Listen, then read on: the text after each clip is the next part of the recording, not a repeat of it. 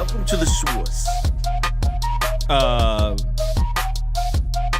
have the same The source. grilled chicken salad for lunch every single day with apples and people can hear me talking right now. Hey, get the source. That's crazy that's the first thing they're gonna hear. I know, that's why I was like, I'm so sorry. I'm so sorry. For those things that Toast asked me a question right as we click go live, so I was like, do I just ignore him? So greetings from rock bottom.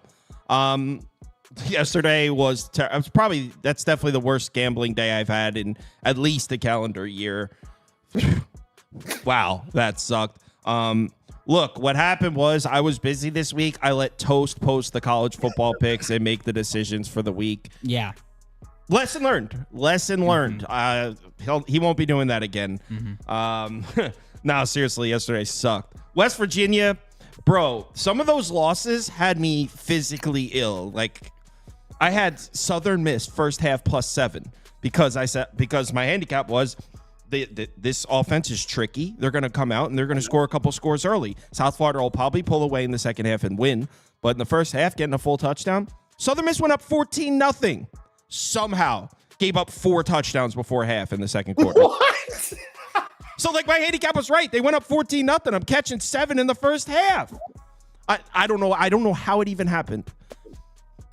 Anyway. I didn't even know you had that bad of a day. I swear. Yeah. Oh, it was horrible. Horrible. Yeah, I was checking the app and I won one bet bad. yesterday. One. Jesus. I know how those days go. West Virginia was one of my favorite bets of the day. They were up 10 with 3 minutes left. Lost. It's like, it was either I was either on the wrong side or I was on the right side and got completely housed by some horse shit. I mean, like, I had some bad bets too. I mean, Florida wrong side, Florida State wrong side. There were some bad bets in there too. But even my good bets lost. Like, fucking crazy. Just turn the TV off and go to bed. Yeah, I didn't even watch the San Diego State game, which was my last bet. Didn't even watch it because I was not feeling well. Truly, like, didn't feel right. I think D-Trip has a good point, though. Your cap was wrong. Your cap was wrong. Well, I mean, they were for, like, the Florida State game, for sure. But, like, Florida State. Yeah. And we have 5 Very minutes. We came on a few minutes early. I want about Florida State, because there's a lot of people that don't understand college football is not the NFL. It's not an even playing field. So Florida State was a must bet, -6.5 at home against Memphis. I don't think people understand the talent discrepancy here. If the Eagles come out and start 0-3 in the NFL, that's not that weird. They're playing against 31 other professional teams. Sure, we all expected them to be one of the better teams in the NFL, but it's an even playing field. Florida State, just to give you an idea, Florida State has 4 5-star recruits and 41 4-star recruits. 4 5-stars, 41 4-stars. Memphis has 6 4-stars. They're not even in the same league. So the overreaction to Florida State at home and less than the touchdown, it's a must bet. Not to mention that bet, teams that have lost outright as double-digit favorites in week 1 and 2, hit it over 80%. Like, that was a must bet. But yeah, some of them were crazy. Just really quickly, since they don't get a lot of love, shout out Washington State. Go Cougs. Rank the Cougs. No one watched that stupid ass game. Oh, I watched it every game or every single play. It was electric. Every game of the Washington State. Cougs +6. Cougs money line. Never in doubt. Ever at one point. Never won. Why are you a Coug fan? Come on. My dad. His parents had season tickets to Washington State when he was a kid.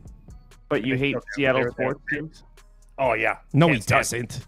Yes, I do. He pretends to hate them, but he calls into Seattle sports radio all the time. No, I call into San Diego sports all the time. I thought I've heard, and again, Toast on the radio. The host, when Toast calls in, they're like, "Oh, it's Toasty from Alaska again. What's up, man?" Dude, we had a mashup of all Toasts call into the Padres radio show. Oh, dude, it would be the host is probably like, together. Fuck. No, they're good. They're good guys. They know you personally. Good guys. Well, they answer all the time, and they're like, "Oh, hey, what's up, man? We'll get you on in a minute." They're good guys. Because they know it's once you get on a couple times and you're not like throwing out just absolute BS, they'll put you on like every time. Yeah. So Hey, I'm sure like Toast goes on there to the talk show, and he's like, "Hey, how's it going? How's Stephanie and the kids?" No, but there's a lot of the times where I say stuff and I'll be like, not to be like a jerk, but you mentioned this, and over the last couple of weeks they haven't been able to do this, and this, and here's the starting pitches that they've seen, and they just kind of like ignore it. Toast, you got 2 minutes. Someone wants rapid fire MLB. I was gonna dig deep here. You can get super rapid fire. Hold on. It's all leans. O's Tigers over 8.5. Reds plus 160. You're riding the Reds, dude. The Reds are just keep on paying me out like no one's business. What was the other one? I would take Zach Gallen at home in the first 5 on the run line if you can get it under like 125-ish. This is like a do or die game for the Snakes, who have looked absolutely ridiculous. You should be still able to get that price. I would probably Seattle at home. Wow. Do they have life? I don't know, but Seattle run line, I would take that. And then that's kind of really it. Maybe a Cleveland. Yeah, I haven't checked Cleveland's bullpen, and I don't know it off the top of my head. It's 6:45 in the morning, but if Cleveland's bullpen's good, I would go Cleveland as well. Someone said in the comments, my dad was Dan Fouts in high school. Oh, Dan Fouts, wide receiver in high school. Okay, the 80s Chargers guy. That's Dan Fouts, right? The 80s Chargers guy. Hype. Yeah. Yeah, Kellen Winslow was his. Kellen Winslow Sr. Right. That team, Didn't they almost go undefeated or something? There was like some controversy with that team. I don't remember. What was the story? There's a story because there's like a 30-30 for about. Yeah, that I was team. gonna say they were like a high flying offense or something like that, and until the incident. So basically, that guy's dad is the reason that the Chargers didn't win in the 80s. Just held Dan Fouts back. All right, 10:59. We got 1 minute, and then we're starting. And we're starting with Panthers money. I'm joking. We're not taking Panthers money line. Although. Oh, it's 11. All right. What's up, everybody? Thanks, everyone, for watching. And if you tailed my bets yesterday, my condolences. And I can assure you, if you're in the Discord, I share my slips. I lost a lot of money right alongside you yesterday. So you weren't alone. Sincerest apologies about that. It was a terrible day. Some bad picks and some bad luck. But let's get into it. NFL Sunday. Chargers at Carolina. You know nobody wants to bet the Panthers here, but you also know that there's going to be some professional money coming in on the Carolina side because there also is the aspect of how do you lay 6 points? I guess it's 5.5 now. I actually saw it drop to 4.5. What? How do you lay 6 points on the road with the Chargers, right? Because that's the second question. How do you bet the Panthers is part A, and then part B of the question is how do you lay 6 points on the road with the Chargers? Now, I get the idea that even the odds makers don't know what to do with this game because it was originally like 4, went up to 6.5, then went back down to 4.5, and now it's going back up. So they seem to be just scrambling, reacting to money when it comes in themselves. I don't think anyone has a real feel for this game. So let's, who wants to start? Steve, do you have anything to say about Chargers Panthers? Gosh, I'll just get it out of the way. I don't have a best bet in this game. There's no way I can put money on the Panthers. I keep waiting for Bryce Young. He'll figure it out. He's young. He's not a very good quarterback. I just don't think he makes the right reads. I don't think he looks comfortable out there. It just looks ugly. And just a quick trend, Panthers gone under their team total now in they went under their team total in 7 of the 8 home games last year. If I had to lean this game, I do like Deontay Johnson to go over 3.5 receptions. But the one thing I learned about the Chargers last week, this isn't the same Chargers. Like we talked about last week, I think it was me and Toast talking about those halftime live bets. Mm-hmm. This is a well-coached team now. They lack talent a little bit this year, but they are a well-coached team. They're not going to bite. They're not going to shoot themselves in the foot. So they're going to compete this year, in my opinion.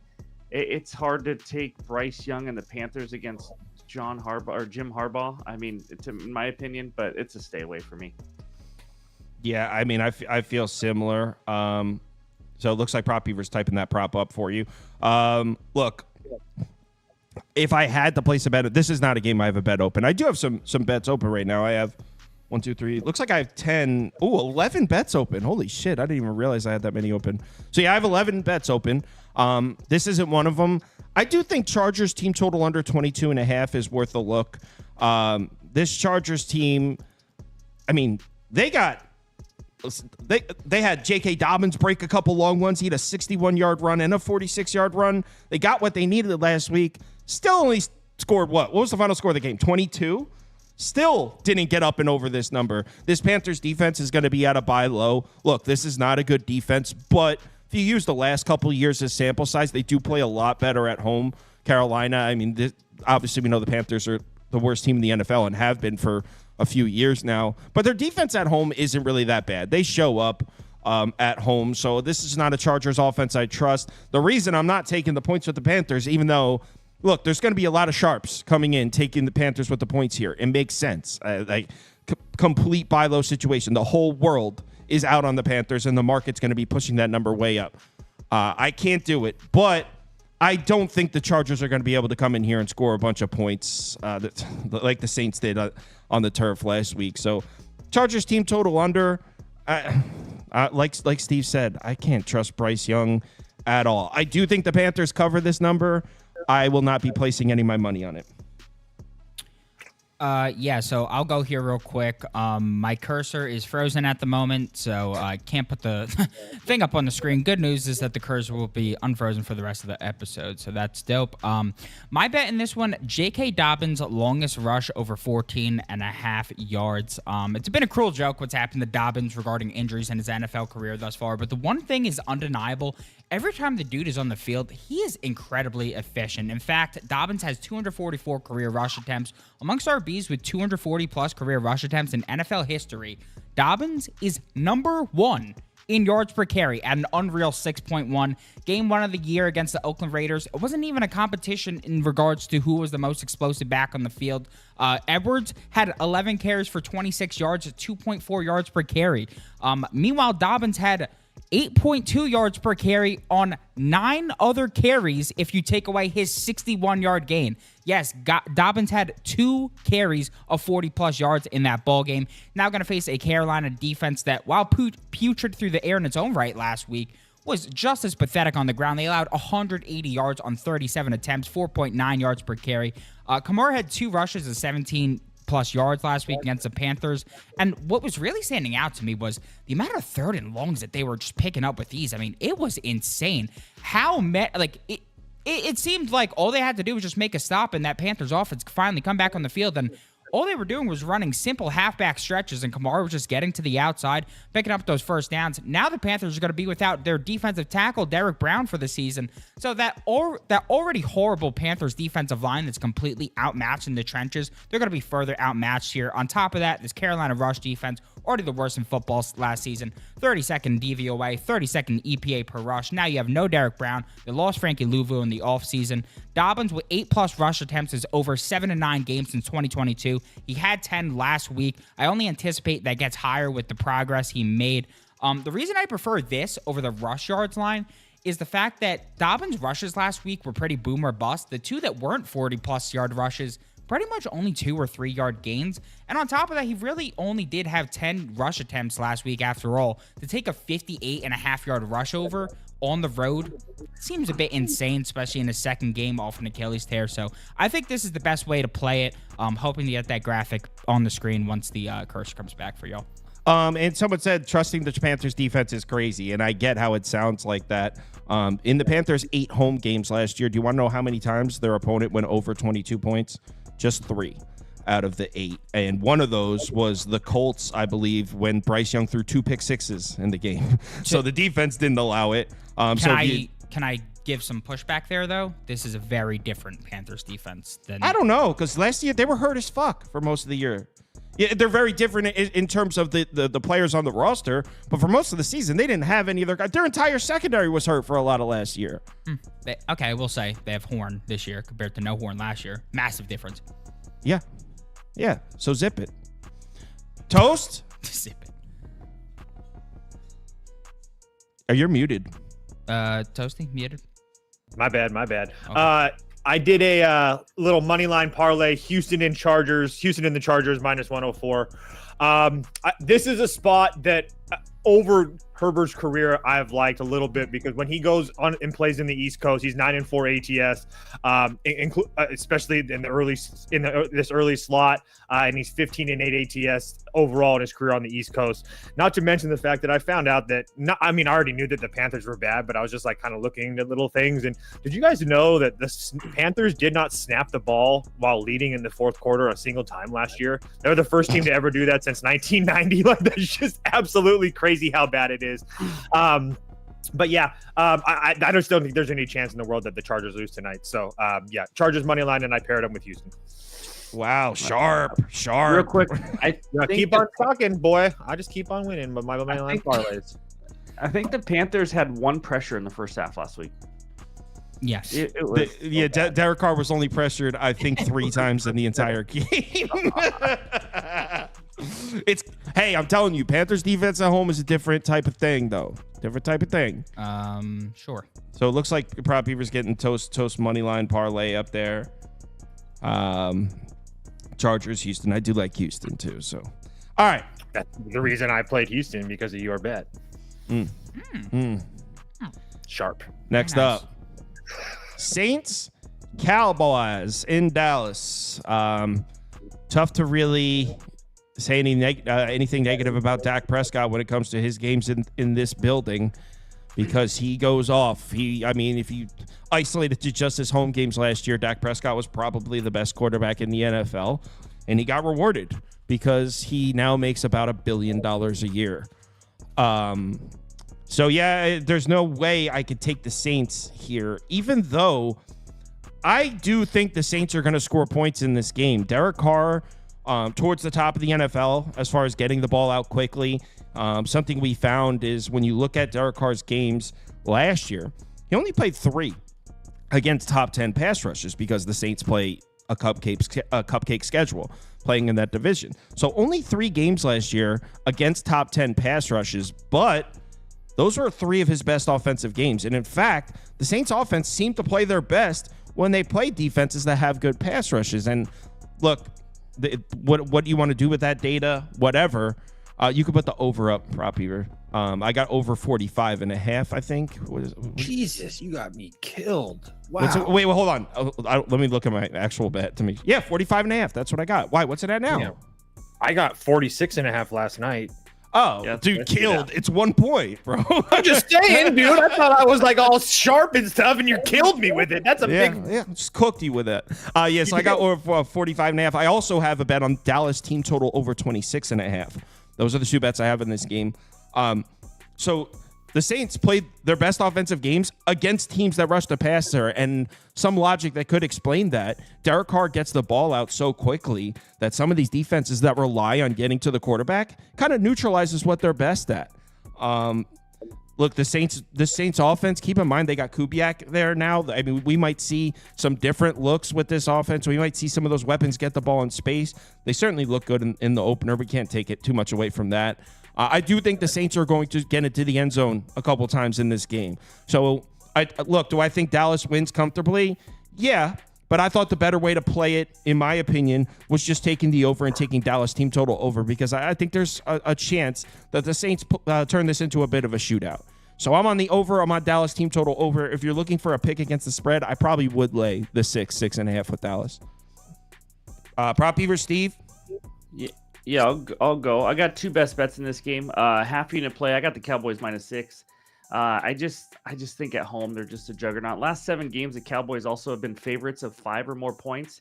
They've won by 23 plus points in 6 of those 7. They've just absolutely dominated. And they just dominated as a favorite. Saints, to some people, are looking like a good NFL team. I'm not buying it at all. Like I mentioned, Panthers 1 pressure, 7.7% quarterback pressure rate last week.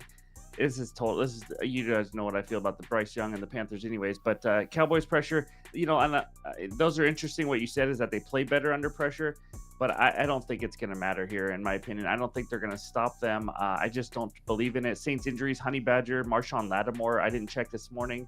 I don't know if they're playing or not. Those are huge injuries, obviously. I think the Cowboys get to Derek Carr, I think they come crashing back down to earth. So I think the Cowboys lay it on them at -6. But one of my 3 favorite player props of the weekend, and it kind of goes with what Kyle just said, Alvin Kamara over 4.5 catches. Ooh, I like that. Guys, he had 5 receptions last week in a blowout game. He would have had 7, 8, 9 easily. I'm expecting even more passing. Obviously, last week they played from ahead. They were, they could run the ball, just kind of wait the game out. But in this one, I expect them to have to play catch up a little bit. If you don't know much about Alvin Kamara, 75 catches last year with Derek Carr in only 13 games. He went over this in 7 of 13 games last year. I just think they're going to have to alleviate that pressure, keep the defense on their heels a little bit. That might mean screens, that might mean dump offs, but also Alvin Kamara runs routes like a receiver. He's just an absolute beast. And oh, by the way, the Cowboys faced Jerome Ford last week. Ford had 6 catches. Ford is nowhere near a pass catcher like Alvin Kamara. So I just absolutely love that one. One of my favorite bets of the year. Kamara over 4.5 catches. Of the year. I mean, week. Whoa, week. One of the best bets of the week. Very early to be calling one of the bets of the year. If you're looking for a sharp touchdown scorer here, before you go, Prop Beaver, if you're looking for a sharp touchdown scorer here, Schoonmaker, the tight end for the Cowboys. Jake Ferguson's out, and also the Cowboys, their third tight end, or another one of their tight end, I believe his name is Stevens, he's probably not playing either. So Schoonmaker is going to be the lone tight end getting targets. It's all the way down like plus 280. I think it's down there for a reason. So I think Dak finds Schoonmaker in the end zone for this one. I was going to say because I was looking at the same damn play. It's funny. I don't know how we got that. I was looking at the same player. He's 280 on FanDuel and he's 200 on DK. So make sure if you have FanDuel to bet it on FanDuel. Yeah, I feel like FanDuel usually has the best touchdown scorer. Yeah. But just in case anybody. Are you looking up the odds for that, Prop Beaver? I have it open. No, I was trying to see what the odds were for the Kamara receptions and if they came down, because I was also looking at the same play as Jabo. I just honestly got priced out of it earlier. Yeah, Kamara over 4.5 receptions, 109, 4.5. Yeah, it's best. You have to get it on Caesars at 4.5 at -110 is your best bet. Wait, everywhere else you can get a -110 on Caesars. That's what Action says right now. I don't know if it's up to date. Oh, okay. It was like -115, -120 when I gave it out on Friday night. I assumed this was going to go up. I thought it would be close to 5.5 or heavily juiced. This morning it's -140, -145. So that's where. That makes sense, yeah. Right now I'm looking. You could get -130 on FanDuel. That is cool with me. So yeah, I'll actually join Steve on the boat there. In terms of co-signing that pick, I do like that play quite a bit. When I was going to give it out earlier, when I was looking at it in the range, I guess I don't have an extra. 1 second, let me just copy this one. Little copy and paste action here. All right, there we go. Yeah, Kamara over 4.5 receptions. The reason why I like Steve's pick so much is because, as he mentioned, I mean, it's just the shock factor that Carr is going to see in terms of pressure. What was he pressured on? 1 dropback in the first half last week? That Panthers pass rush, to put it bluntly, is pathetic. This Cowboys pass rush is going to be one of the best in football. And as Kyle seems to mention yearly now, this is a Cowboys pass rush that starts off the year hot and seems to fizzle as the year goes along. Well, in week 2 of the season, I expect this Cowboys pass rush to be on fire, especially at home in the home opener. The Saints' offensive pass protection projects to be one of the worst in football. We didn't get to really see that exposed last year. And pressured core heavily leans on Alvin Kamara.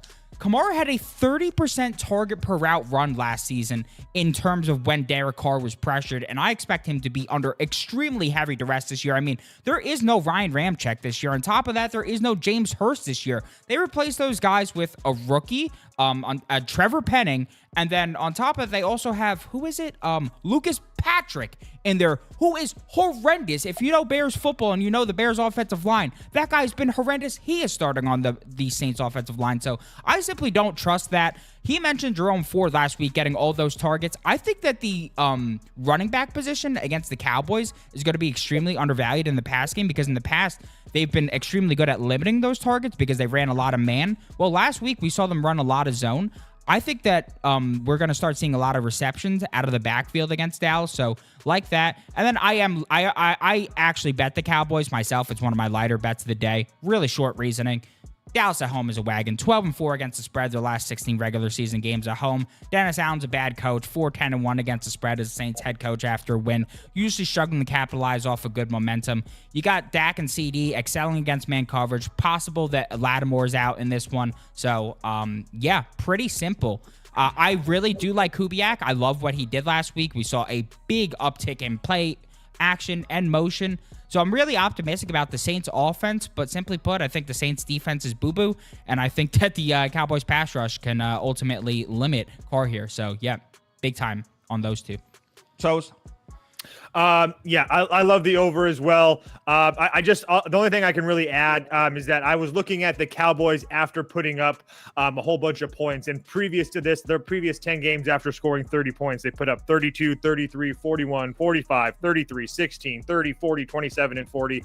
So my point being short-winded is that I don't worry about them not putting up a big number here today after that big win in Cleveland. Not to mention the fact that Dak Prescott as a favorite, 50 and 37 ATS as a favorite. That's one of the best. I think only Jared Goff is better than that. So, yeah, I think the Cowboys roll. We see a whole bunch of points today. All right. I will say that the Cowboys' offense wasn't that great last week. I mean, if you look at the point total, Absolutely. It was just Deshaun Watson. But if anything, that's exciting to me because the Cleveland team scored 33 points last week and left meat on the bone. Yep. Exactly. Yep, definitely. All right, next game. Yeah, it's the Cleveland offense was that bad. The Cleveland offense was better. Was the best offense the Cowboys had. All right, next up, Raiders Ravens. Oh, how can we lay this big number with Baltimore when we don't even know what that rushing attack is going to look like this year? I mean, the rushing numbers from week 1 look okay. It wasn't the rushing attack. It was Lamar Jackson by himself being a hero. Lamar Jackson was unreal athletically last week. I mean, that was a crazy game that came down to the wire. If it wasn't for Lamar Jackson running the football and making plays with his legs, the Chiefs win that game by 20. Even Lamar Jackson's touchdown, his 50-yard touchdown pass was a Hail Mary. I mean, he scrambled out, threw the ball up, and somehow likely caught it and was able. It was a broken play. I don't know. We were talking about it all the weeks leading up to the season. We were talking about it last week on Thursday before the game. This Ravens offensive line isn't the same. And this is a Ravens offense that obviously was very, very good last year. But it was anchored by the run game. The fact that Dobbins was hurt for most of the year, but the fact that Edwards and Lamar Jackson, they were able to average such efficient yards per carry every time they ran the ball, it was very tough to stop. That offensive line is gone. They lost more production in the offensive line than any other team in the NFL. So if that run game isn't the same, everything gets affected. Everything on the football field is connected. I mean, Lamar Jackson had a lot of passing success last year. He took some big strides, big steps forward as a passer, silenced a lot of the haters per se. But without that run game, I don't know if I can rely on the same sort of passing attack from Lamar Jackson. So there's no way. I can't take the Raiders, but I don't think I feel comfortable laying a big number with Baltimore either. So I guess I would go under 41 in this. Oh my God, it's disgusting. I don't have a graphic for it because this is my biggest pass on the board today. I want to take the Raiders plus 8.5 badly. But I think I will end up regretting that decision. I think I will end up watching that game and being like, okay, I was right about the Ravens offense being a little shaky, but the Raiders are just still not going to cover this number. That's what I think I'll end up thinking watching the game. So I think if I was forced to play it under, I'll say final score 20-13 Ravens in an ugly one. I do think the Raiders will cover, but I can't do it. Yeah, so I got two best bets in this game. The first one, it's the first leg of a teaser, Ravens -2. I didn't feel 100% confident taking the -8. So I think if we take them down to -2 under a field goal, Ravens 4-0 straight up, 4-0 against the spread after a loss last season. Not only that, they won by almost 18 points per game. Obviously a well-coached team. They come out ready to go after a loss. But Ravens -2, first leg of the teaser. I just don't think the Raiders are going to score much. I'm going to be honest with you. I think Brock Bowers has a tough matchup versus these linebackers and safeties of the Ravens. Minshew did play decent last game. but I just don't think they're going to score much. And in fact, I saw a crazy stat. The Raiders punted in Chargers territory on 4th and 1 last week, down in the fourth quarter. It's like the first time it's happened in like a decade or something in the NFL where someone's punted on 4th and 1. They are playing extremely conservative. You heard him on the sideline or saw his lips say, "Should I have gone for that?" Like, he doesn't look like he knows what he's doing. That was at all. crazy. Yeah, but anyway, so I think the Ravens, all they got to do is win by a field goal here. And then my second best bet, Justin Tucker over 2.5 PATs. That's right. We're bringing a kicker prop into it. Mm-hmm. All we need is the Ravens to score 3 touchdowns here. The Ravens touchdowns line is 2.5 juiced at almost minus 170, but we're just getting at least minus 120 when I checked for Tucker to hit 3 of them. He's obviously one of the best kickers in NFL history. Went 51 and 52 last season. Yes, I researched kicker PAT props. I did that. But it seems like a no-brainer. I think they score 3 TDs here, and they could even get 1 on defense. So I like Tucker over 2.5 PATs and the Ravens minus 2. Do you guys want the second leg of the teaser or just give the first leg right now? Yeah, let's give the first leg, and then when we go to the second leg, we'll bring them both up. So wait, hold on. You took Justin Tucker over PATs? 2.5 I don't know PATs, not field goals. I think they score 3 touchdowns. I think they're going to have great field position here because I think the Raiders' offense stinks again. Well, hold on. So what you said about Antonio Pierce. So that type of decision making, yeah, that was crazy, right?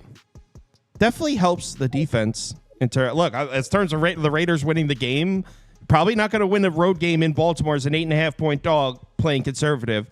But it might help you cover. It might help you keep the Ravens offense from killing you.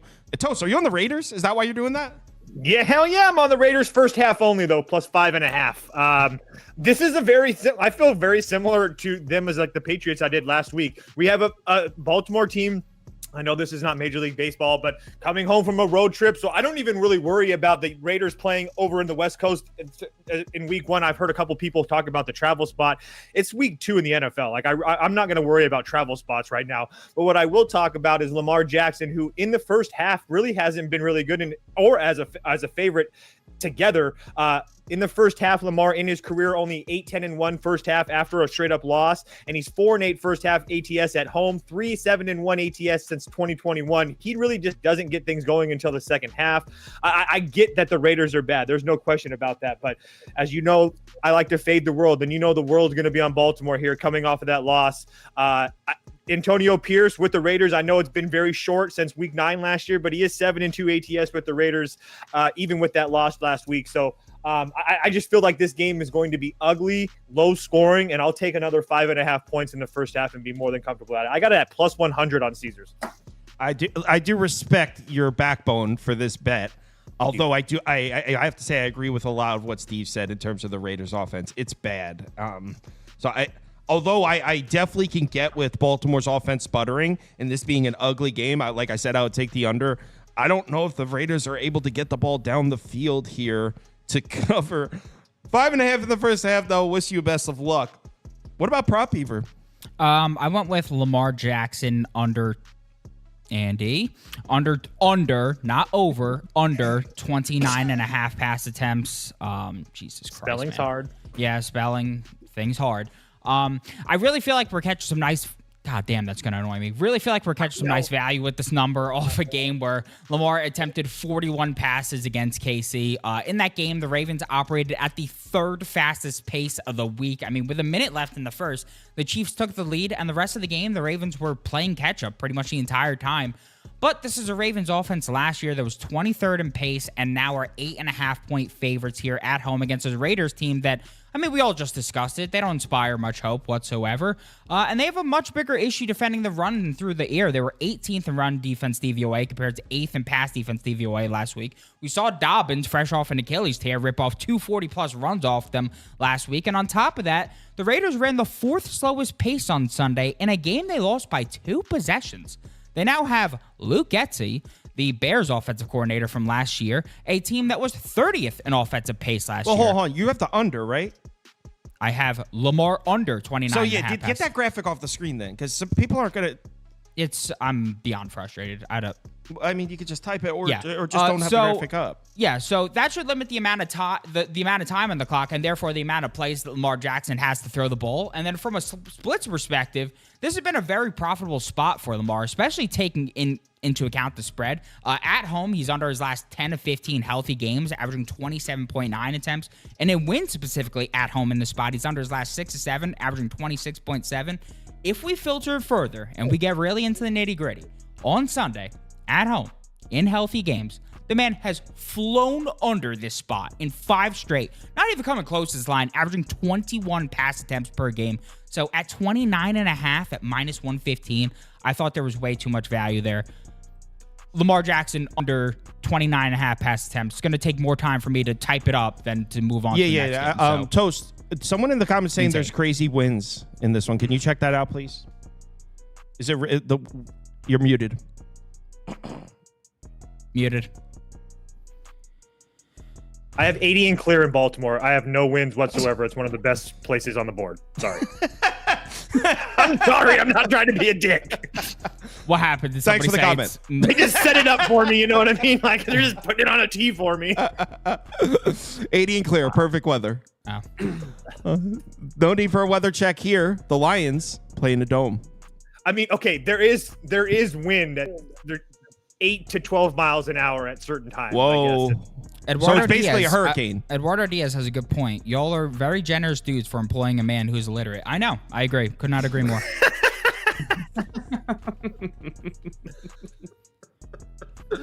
Oh, I wonder if Andy's watching.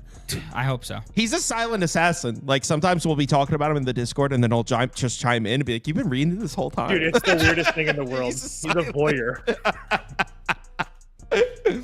All right. Bucks, Lions. There's no wind here, guys. Dome. Again, there is wind there. I'm just saying it's not something that you should worry about. That's all. I just want to make that clear. Someone saying 9 mile an hour winds. He's capping. All right. All right. Bucks, Lions in Tampa. In Detroit. I have a bet on this game. Okay. Put my graphic up, Prop Beaver. It's Bucks team total over. Okay. Let me see if you could still. I got it at 20.5. So can you still get that? Let's take a look. I should be more like. Let's take a peeksy weeksy. You can still get 20.5. You can still get it. 20.5 minus 115 minus. Perfect. You can get 21.5. Oh yeah, 20.5 at ESPN Better DK. So sorry. I love this Baker Mayfield, this Bucks passing attack. It was great last year. Came out, looked great in week 1. This Lions secondary is the weakness of their team. Also, what was Baker really, really good at last year? Handling pressure. He was one of the best quarterbacks in football against the blitz and when pressured. I don't know what happened. He gives a lot of credit to, I think, McVay, because he was when he was out there, or whoever he gives the credit to that changed the trajectory of his career. But he handles pressure really well. And the Lions are going to be blitzing at Baker Mayfield here. That's what the Lions defense does. And he's shown us that he knows how to handle himself and get the ball out to his receivers in those situations. So I like the matchup for Baker Mayfield. I think he's able to make plays and score on the Lions. Now, why do I have a team total over bet instead of just taking the Bucks plus 7.5? Because I'm terrified of Jared Goff and the Lions offense against this Bucks defense. I think that there's a very good chance the Lions could put up a 40 piece in this game. I trust the Bucks run defense. Todd Bowles always seems to have a good run defense wherever he goes. They were a great run defense last year, but in terms of the Bucks stopping this Lions passing attack, it's doesn't look great. The reason that I'm instead of taking the over, I just went Bucks team total over is I think there's a lot of variance on that side. I mean, the Lions offense didn't look electric in week 1, and that was against a Rams defense that I don't think is very good. Todd Bowles is going to take the run game away. Could I see a path to Jared Goff struggling and throwing some picks? I really could. But to me, I wouldn't be surprised if the Lions score 40 points and win this game 40-24. I also wouldn't be surprised if the Bucks pull the upset off. But I think the safest bet for me, the way I see the game, is to just take the Bucks to get into the end zone 2 or 3 times, because I think I like that angle. I think Baker Mayfield should be able to make plays. Now, if you're on the Lions, you like Jared Goff to go off.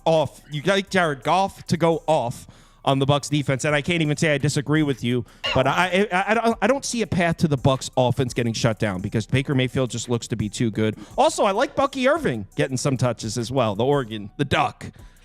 What do you guys think? Steve, Toast, Prop Beaver, anyone? Go ahead, Toast. No, you're good. I was just going to give off some trends, so you're good. If you have a bet. I only got one trend. Bucks are 7-2 against the spread as a road underdog since the start of last season. But I will say this: I got two best bets in this game. It's actually the other leg of my teaser. Lions -1.5. All I got is the Ravens -2, Lions -1.5. You get that -120. I think DraftKings is the better odds on teasers. I want to say FanDuel is now like -130 on these 6-point teasers. You talked about it a little bit, but Bucks injuries, they are decimated in the secondary. And like you said, I think the Lions could score a ton of points here. Antoine Winfield gone. I think there's two other DBs, I forgot their names now, that are going to be out. They have no depth. Now you got Jameson Williams, Amon-Ra St. Brown. Bucks are good versus the run. But Lions are a different animal. We know that. Detroit ran for over 100 yards on them in the playoffs last year. So they can run on them. This is the best offensive line in the NFL. And the Bucks offense, I still lean the over on their team total. I don't mind it, but they did play, that middle school team last week. So it's just going to be a totally different animal. I think the Lions, they're not going to be able to keep up with the Lions. But my second best bet in this game is actually one of my three favorite player props. I gave out Kamara earlier. It's Chris Godwin over 5.5 receptions now. If you watched him last week, he looked like the Chris Godwin of a couple of years ago. He had 8 catches on 8 targets. And again, that game was an absolute blowout. I mean, I think he would have had at least 10 catches in that game. If it wasn't a blowout, we probably wouldn't be getting a 5.5 line. But he plays out of the slot a lot, as we know. But Cooper Kupp, he played out of the slot, I think, like half the time last week against Detroit. 21 targets, 14 catches. Not saying he is Cooper Kupp, but again, 5.5 is too low. Bucks are expected to play from behind. Mayfield's pass attempts 35.5 for a reason. He's going to be chucking it all over the field. If he's getting some more pressure, I think that means more Godwin, a little bit less Evans. And if you don't know Godwin in 2022, my goodness, 104 catches. He went over this line in 13 of 15 games in 2022. He was dealing with injuries and things last year, but I don't know if you guys were able to watch him a lot. He looked good last week. He was always open. He's shifty. He knows how to find the open area. I love Godwin to have 6 or more catches in this game. So those are my two best bets in this one, but I do lean the over in the total game too. Prop Beaver? I mean, this will be the worst analysis I have for pick all day. McMillan anytime touchdown. McThrillin? I call him McThrillin. I mean, don't really have much analysis for plus 375 anytime touchdown. This was plus 650 earlier in the week, so I feel like a lot of the values lost anyways. I mean, I like the Lions at -6.5. It's now -7.5, so I feel like the value's lost there. Point is that this kid's awesome. He was on fire in the preseason, one of the yards per route run leaders. We're seeing the Bucs just get him involved in very creative ways. We saw him get a touchdown at the end of last week's game with a 32-yard score. If he didn't drop the ball, he would have had a second touchdown in the game at the beginning of the game with another deep pass. And honestly, the Lions secondary is cheeks. Did they look pretty decent last week against Matthew Stafford throwing 4-yard passes to Cooper Kupp, essentially? Yeah. But I think that McMillan at plus 375 is a pretty decent value in a game where we could see a high-scoring affair here, and the Lions' rush defense is elite as it comes. I don't really see a rushing touchdown for Rachaad White and co. here. So if the Buccaneers want to score here, I think it's going to be through the air. Obviously, the attention's got to be on Mike Evans in the end zone. So I see a touchdown elsewhere, and at plus 375, McMillan's the guy. So, yeah, McThrillin, plus 375. That'd be my pick in this one. McThrillin. Toast? I tailed your Bucks team total because I really wanted to play the Bucks earlier in this week. But as Jabo talked about, the injury concerns, especially with that secondary, is quite concerning. Not to mention the fact, just really quickly, Jared Goff, 12-3 ATS weeks 1 and 2 in his career. That's the best any quarterback in the last 20 years. He's also the most profitable quarterback over the last 5 years in like every possible home split you could possibly imagine, indoors, outdoors, all that stuff. So, yeah, it's absolutely ridiculous. When they play at home or in a dome, the Lions score points. So I would expect a lot of points. But, yeah, I tailed your team total. By the way, speaking of splits, Baker Mayfield on the road last year, best quarterback in the NFL, 18 touchdowns, 3 interceptions. Dude, I want to bet them so bad. Yeah, he was a road warrior if it gets last to year. 8, I can tell you guys right now, if an 8 pops up, I'll bet it. I'm betting it. Wow, so you guys- Beaver showing himself. Lion secondary cheeks way off. They have one of the worst secondaries in the league. I mean, I was going to say, I do just we, looked that up. Do It we wasn't watch good. different sports here? Okay, next game. Next. I mean, I understand they got new pieces in the offseason, but Carlton Davis is one of the worst corners Yeah. going now since he's been a member of the since the Super Bowl run. So I don't really know what we're talking about there. Next up, Jets Titans. Unfortunately, the bet I gave out is pretty much gone. I got the under at 43.5. It's down to 41 now. You could still put up. Yeah, it's a lot of movement here. I would lean Titans as far as against the spread, but you could put up the under. So Can I tell you really quickly how bad Will Levis is? Just really quickly. The Titans led the Bears 17-0 last week and then lost 24-17, right? Failing to cover. Underdogs of 4+ points that had a lead of 17+ at any point in the game were 66-1-1 ATS since 2019. Not even very long ago. I just wanted to point out that's how bad Will Levis is. that pick 6, man, at the end. Does someone else want to go? Was someone else want to go first on this one? I'll take I just want to say real quick on the chat. Someone said the teaser is -147. All 6-point teasers on DK are -120. So I don't know if you have to click on the spread. So you click on -8, -7.5, and then pick teaser instead of parlay. You can pick a teaser. All 6-point teasers are -120 on DK though. It's not just random odds on different teasers. Just so you guys know. All right. Cool. Prop Beaver is going to go first because he's about to make some really good reasoning here. And a lot of it is in line with what I think too. So Prop Beaver likes the Titans. He's fading his favorite team, the New York Jets. Oh my lord, Willie, you killed me last week, buddy. I made the speech of the century. I really laid it all on the line for you, and you took my heart and you threw it in the trash. Yeah, don't exactly love fading my favorite team here. But you got to put emotions to the side. And coming into the season, I really did love this spot for Tennessee. I just think that this is the perfect matchup for their defense. And I mean, I was hyping up the Tennessee defense coming into the season, and they put on a show last week, man. I mean, did you see that defense? I know that it's a number 1 pick making his debut, but they held Caleb Williams to less than 100 passing yards. I mean, are you serious? On top of that, the rushing offense for the Bears was non-existent. That was a top 10 rushing offense last year. They couldn't even average more than 3.8 yards per carry. Watching the Jets offense last week, I'm sorry, I just think that offense is way too one-dimensional. You're going to have Chidobe Awuzie and or L'Jarius Sneed, the top press/man coverage defender in all the NFL, press on Garrett Wilson all day here, and I just don't know if a Jets offense that made it pretty clear that their only offensive intention is to get the ball to Garrett Wilson is going to be able to function here today. On top of that, the Titans rush defense that I didn't know if it was going to be able to follow through without Shane Bowen looked just as potent last week. Tavondre Sweat is a goddamn animal. Oh my God. Kyle, you were dead right. He looks like he's just at home on the defensive line last week. He looked phenomenal, and I think he's going to look just right and home against Joe Tippmann this week. He looks fantastic. I really think that the Titans defense could keep him in this one. And then on the offensive side of the ball, what is the problem with Will Levis? Pressure. I know going into last week that the Bears pass rush was the worst in the NFL. So why is a Jets pass rush that was the best in the NFL, was amongst the best in the NFL, going to come into Tennessee and not pressure Will Levis? Well, did you see the Jets pass rush against the San Francisco 49ers? That San Francisco 49ers O-line, I know it has Trent Williams, but other than that, that's not a very good pass protection. And Brock Purdy could have written the Declaration of Independence back there. He had all day to do whatever he wants.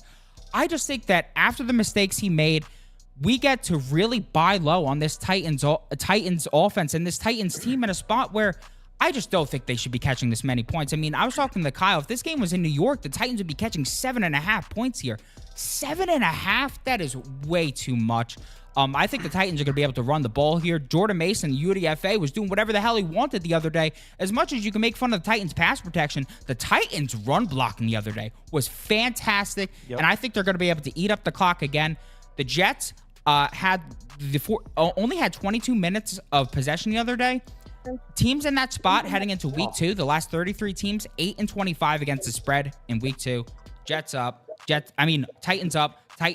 Jets team total under 23.5. Sorry. You really just took my freaking good trend, like at the end of it. I had that trend too. I was so excited to give it. Dude, not like cool. 3 or 4 teams. I'm sorry. I'm sorry. I really went in on this one. Steve, you want to go? Or does Toast want to go? Yeah, I do, because I'm on the same play. I got 4.5, and I played the money line. I hate the spot for the Jets as well, having to play on the road back-to-back and back-to-back as well. I can't really add much. Beaver really did well at that one. But yeah, I'm on Tennessee as well, +4. I got it at 4.5, and I played the money line as well. Steve? You guys are brave, man. Yeah, that's what I'm saying. Listen, like I want that side too, and I think that the Titans, when it's all said and done, they're going to be a top-tier defense in this league this season. I think they are right now. Yeah, I'm a big believer in their defense. What I saw when I had the Titans as one of my bets I gave out, I wanted to throw up when he made that throw against on the sideline when he's calling. Like, what do you accomplish? What are you doing out of that? What's the positive of that throw if your guy catches it? It was unbelievable, and I told myself right then and there, I think he's on the list of quarterbacks to not tail right now. Him, Justin Fields, Daniel Jones, Bryce Young are 4 guys, but I would like Jets team total under 22.5 as a lean. I didn't give it out as a best bet, but I mean, if I'm getting that 21, they could score 21 and I still cash this. I don't think the Jets offense is that great. And he kind of explained all of it about how Tennessee matches up with them and all that. So it's a pass for me in this game, but I do like the Jets team total under. Yeah. So go ahead. I was just gonna say, for me, like I have to see the Jets hold the ball as well. Like they only hold the ball. They only had 21 minutes of time of possession, which is like one of the worst in NFL history over the last 25 years. So like I really need to see something from this Jets offense. And I get that the Titans aren't the 49ers, but still I have to see something. And you said buy low on the Titans. Someone said that buy low on the Titans offense this week. I think every week we'll be able to buy low on the Titans offense. We'll see. So yeah, you could take that. They can't get that. 43 now. So just type under 41. Okay. Because my pick is the under for this game. Unfortunately, that line is gone. But yeah, I don't think people realize how good this Titans defense might be this year. First of all, wasn't even a bad defense last year. It was okay. It was about an average defense. At times it looked good. At times it struggled a bit. But I don't think people realize how many pieces this defense added. They added 2 legit corners. L'Jarius Sneed might be the best corner in football, and they added Cheeto on the other side. They went from having a weaker secondary to maybe having the best corner combination in the NFL in Sneed and Cheeto. Also, they added Condre Diggs at safety. Maybe not the player he once was. That's a solid addition. Veteran presence at safety. Safety's a position that you make a lot of decisions, and you'd like to see somebody with a high football IQ there. So they added Diggs at safety. Like Prop Beaver was talking about, they drafted Sweat. Byron Murphy, the Texas Longhorns had 2 badass defensive tackles last year. Byron Murphy went first round to the Seahawks. I thought Sweat was the better one. He went second round to the Titans, and this is already a good defensive front. They also added the guy Ernest Jones from the Rams. They added Kenneth Murray. They added so many pieces to this defense. This defense is really good, and I don't, based on what we saw last week, yeah, sure, the Jets offense had moments. Rodgers certainly is better than Zach Wilson, but by no means did this Jets offense impress me in any way, shape, or form. I think they're really going to struggle to move the ball here. And on the other side, the Titans were running the ball on the Bears last week. I think they'll be able to run the ball on the Jets here. But the reason I went under instead of Titans +4, I don't trust Will Levis, and I don't trust the Titans offense to finish drives. So I can see a lot of running and then stalling at the 50, which points to an under. I think a real low-scoring game here. Next up. A lot of people are mentioning the fact that Tennessee had a massive lead last week and lost. How could you trust that team? That actually works in our favor last week. I was going to say, Next week, I don't have the trend on me. Maybe you do, Toast, but that tends to be a trend that works in our favor for week 2. I believe it's a 64% hit rate on those. So, yeah. All right. Seahawks, Patriots in New England. do not have a bet on this game. I actually want to hear what Steve has to say. Our resident Seahawks fan, just a lover of all things Seattle. 1-0. Obviously on the path, on pace go. for an undefeated season so far. Shout out to Seattle. I want to say shout out them. They didn't screw up my Survivor, so shout out Seattle. Good for them. But I will say that first half was ugly. It was one of the worst offensive lines I've ever seen in my life. I thought we were in for a long year. They adjusted, but this one, I mean, plug your nose, guys. This is freaking ugly. I love the under 38.5 in this game. To take an under at 38.5 is brutal. But first of all, we got no Kenneth Walker here. Seattle going into New England. I don't know about you guys, but I actually believe that the Patriots defense is still pretty good. And going into New England, you got Christian Gonzalez and these boys on their secondary. I think they can slow down these receivers. I don't trust Geno to go into to play a good defense on the road like this. I don't think the Seahawks score a lot. Without Kenneth Walker, it's going to be a huge loss. Kenneth Walker was their main player last week. And then Patriots offense, one of the worst units in all of football. I don't need to tell you that, but they scored 16 points last week, and even with 2 or 3 turnovers that they created, wide receivers are just absolutely horrendous. I think this is a field position slug 'em out game. The punters are going to be on the field quite a bit. I mean, you give me 20-17 is even a cash, but I think maybe first 1 to 20 wins, but I don't even know if any team hits 20. So I give it out as a half unit. I'm not going to say it's my favorite play of the week because it's under 38.5, obviously. But if there's any pick sixes or things like that, you can be in trouble on an under this low. But I like the under this game. I don't trust the Seahawks minus 3.5. I see this being like a 3. And that the hook got me, so I had to stay away from there. But Seahawks obvious Super Bowl contenders. So I do have a Geno Smith MVP ticket. No bullshit, I do have that. I got him on that. Parapi put me on that. Yes, I was really in on Grubbs. I really thought the offense was going to be pass happy this year, but unfortunately, I read a report 5 days after my drafting of DK Metcalf in almost every league that it was going to operate through the run to open things up in the pass. Fuck me. But have you seen Geno play before? I'm a believer. Okay, listen. Last year, he was one of the most unlucky quarterbacks in all of football. Don't get me started on Geno Smith. I'm a believer.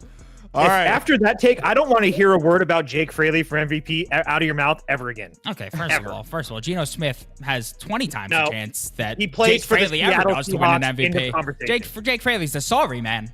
End of conversation. Did you not see Jake Fraley last night? We got a show to do.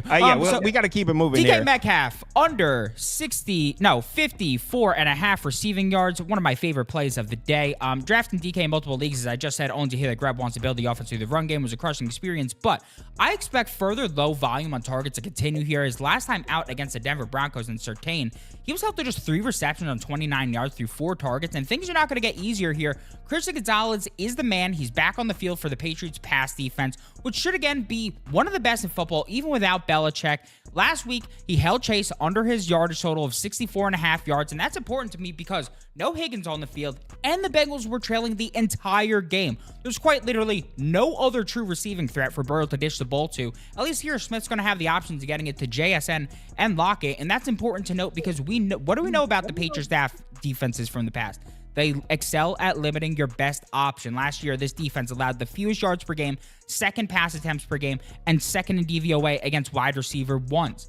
At least in later years, they could be had by tertiary options, but not wide receiver ones. And with the Seahawks offensive focus being on establishing the run and the Patriots defensive focus being on taking away number 1 options, I really like targets to be limited here. With 7 or less targets, Metcalf has gone under his last 15 of 18 games, averaging just 38 yards. His receptions line is at 4.5, juiced under as high as minus 151 with 4 or less receptions. He's under his last 17 of 19, averaging just 35. Let's go.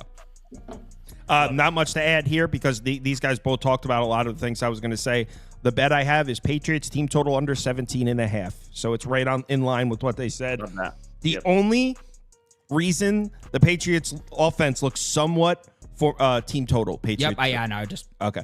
So the only reason the Patriots offense looked somewhat formidable at times last week is because they played the worst run defense in the NFL in the Cincinnati Bengals. Bengals can't stop the run. Not that the Seahawks run defense was anything special last year, but I trust the defensive mind of Mike McDonald to come into this game and put together a game plan that keeps the Patriots from running the ball. Brissett is not going to beat you. Brissett's not going to make plays on the Seattle secondary. So Look, Steve took the under. I get it. There's not really a path there for Geno Smith going into New England and going off, but I actually wouldn't be surprised if we see Geno Smith make a big play to Smith and Jigba or something like that. So I would lean Seattle to cover as well, but I kind of agree with what everyone's saying. Some people in the comments are saying 9-6 with a bunch of Z's, saying like this. I could see that. So I think of all the variance outcomes, I just don't see the Patriots putting up a 20 piece. So Patriots team total under is what I bet. Be ready for the letdown, Seattle fans. New England first half plus 2.5. You're going to see me betting New England in the first half a lot this year. You guys can laugh all you want, but Jacoby Brissett in the first half is, over the last 20 years, is the third most profitable quarterback in NFL history. 32-17 in the first half. And we're getting a Seattle team that looked really good in the second half last week. They had Marshawn Lynch helping coach out. It was all cute and dandy. That's cool, but now they got to fly across country and play in an early slot in the East Coast game. I really hate this spot for Seattle. I think that all these guys have talked about how points are going to be at a premium here today. If you're going to give me 2.5 points in the first half with the team traveling to the East Coast in the early game slot without their starting running back, I'll take my chances with this Patriots team. So yeah, Patriots first half plus 2.5 is one of my favorite bets of the week. Okay. No Skittles on the sideline this week? I'm sorry? No Skittles on the sideline this week, you're saying? No, I don't know. He might have brought him in his bag. I don't know. Hold on, real quick. First of all, I had no idea I was getting a Jacoby Brissett first half against the spread career numbers today. Oh yeah, beautiful. He's one of my favorites. And then I fade Lamar Jackson in the first half. But earlier on the game, you said you don't care about travel spots, but this one you said you don't like them having to travel to the East Coast. So listen, he's taking shots. Seattle's a different beast. Yeah, when you're going from Seattle to New England, that's the longest travel spot. So, I mean, I just hate the Seahawks as well, so that helps. So, Steve, as someone who's done a show with Toast for several years now, don't try to enter the mind because it's a dark place. And you're not very dark. There's twists. There's missing connections there. In all seriousness, you're talking about the very biggest travel spot in the NFL. It's their first road game, and like you said, first road game, second week. And I agree. That's a very tiny spot. I will give you that. I mean, you could throw that out the window, and I'd still be betting the Patriots plus 2.5 in the first half. Makes sense, but I'm glad that I'm still learning. It's week 2. I'm trying to get into Toast Brain, and they're never going to get inside. Stay out of there. Especially in the NFL. I just like to fade the public, and yeah, there's certain things I like to do, especially in the NFL. All right, Browns, Jags, and I'll go first because I don't even like my bet. This is my smallest bet of the day. I laid the 3 with Jacksonville. Right after I placed the bet, within 12 hours, 2 of their D-backs were ruled out. No, I mean, I think we already knew that Tyson Campbell was out when I placed the bet, and then Savage is out too now. So the Jags are missing 2 pieces of the secondary. Look, Jacksonville's offense looked pretty good last week. They fumbled into the end zone, and look, they didn't finish drives. They only finished with 17 points on the board, but Trevor Lawrence had like a 98 passer rating in the game. They were running the ball. Tank Bigsby broke a couple runs there at the end. They were running the ball a little bit, which is something they couldn't do last year. This Cleveland defense, I think, might be a bit on the overvalued side. They were one of the best defenses in the league last year, but there was also holes in it. And basically, I think the Jags are pretty good, and I think the path to Cleveland winning this game is Deshaun Watson throwing the ball, and I'm not seeing that. I don't know if his shoulder ever properly healed. I don't know if his head's in the right place. I don't trust Deshaun Watson to. So look, the sharp play here is take Cleveland plus 3 because do you know the weather situation? What is it? It's like 80, or it's you're getting a lot of rain, most likely. What? And 16-mile-an-hour winds. Like I said, I placed this one a couple days ago, and it's one of my small. I don't really have a lot of interest in the game, okay, maybe not a lot of rain. So I don't want to take up anyone's time in case these guys like it more. I have a small bet on the Jags minus 3. Don't really like it. Oh, that's great. Yeah. What the fuck? I didn't see much weather issues when I looked. Neither did I last night, but I guess that's. Do you see it now, Beaver? No, I do see it now. Yeah, that's playing Florida weather, I guess. Me and Java are on the same play, so that's why we're both like, what the fuck? I don't know if that even hurts us though. Like, Trevor Lawrence has a history of playing bad in the rain, but like, honestly, last week I didn't play Kirk because the weather honestly saved me, but it was completely fine in Miami, so whatever. We're both on Cooper over 57.5 receiving yards. You want to start, Jabbo? Yeah, sure. I got it at 58.5 when I gave it out, but it doesn't matter. First of all, a quick trend. Brown's gone over in 10 straight road games now. Obviously, that's because their defense gave up like 128 points per game last year on the road. But this is one of my 3 favorite plays. It was Kamara, Godwin, and now Amari Cooper with 58.5 receiving yards. He led the entire NFL with 170 total air yards last week. He had 9 targets with 2 catches. 2. He dropped a 45 to 50-yard touchdown pass. He catches that. What's this line going to be this week? I think this is incredibly great by a low spot. By the way, David Njoku out for this game. Deshaun Watson should have a little bit more time to throw than last week. It's still Deshaun Watson. I don't need to say more about him. My goodness. But Jags, like you said, Tyson Campbell, Darnell Savage. I think Gibson might be out. Maybe he's going to play also. Absolutely ravage. Amari's the number 1 guy. I think there's a ladder opportunity here for Amari Cooper. I think he has a big game. We don't usually see number 1 wide receivers who are going to get probably like 10 plus targets at 58.5 receiving yards. I love Amari here. I'm looking. I'm not seeing a ton of rain here, Toast. Where do you get your weather? Crackheads.com? I was going to say, I didn't want to. Okay. No. Bet a whole bunch of Go ahead. Bet a whole bunch of passing props and see how many they catch. Go ahead. Yeah, please, stop, I dare Kyle. you. Stop. Please. Well, I'm please. looking at the weather. You're daring Weather.com. the weather now when it's freaking monsooning, you dick.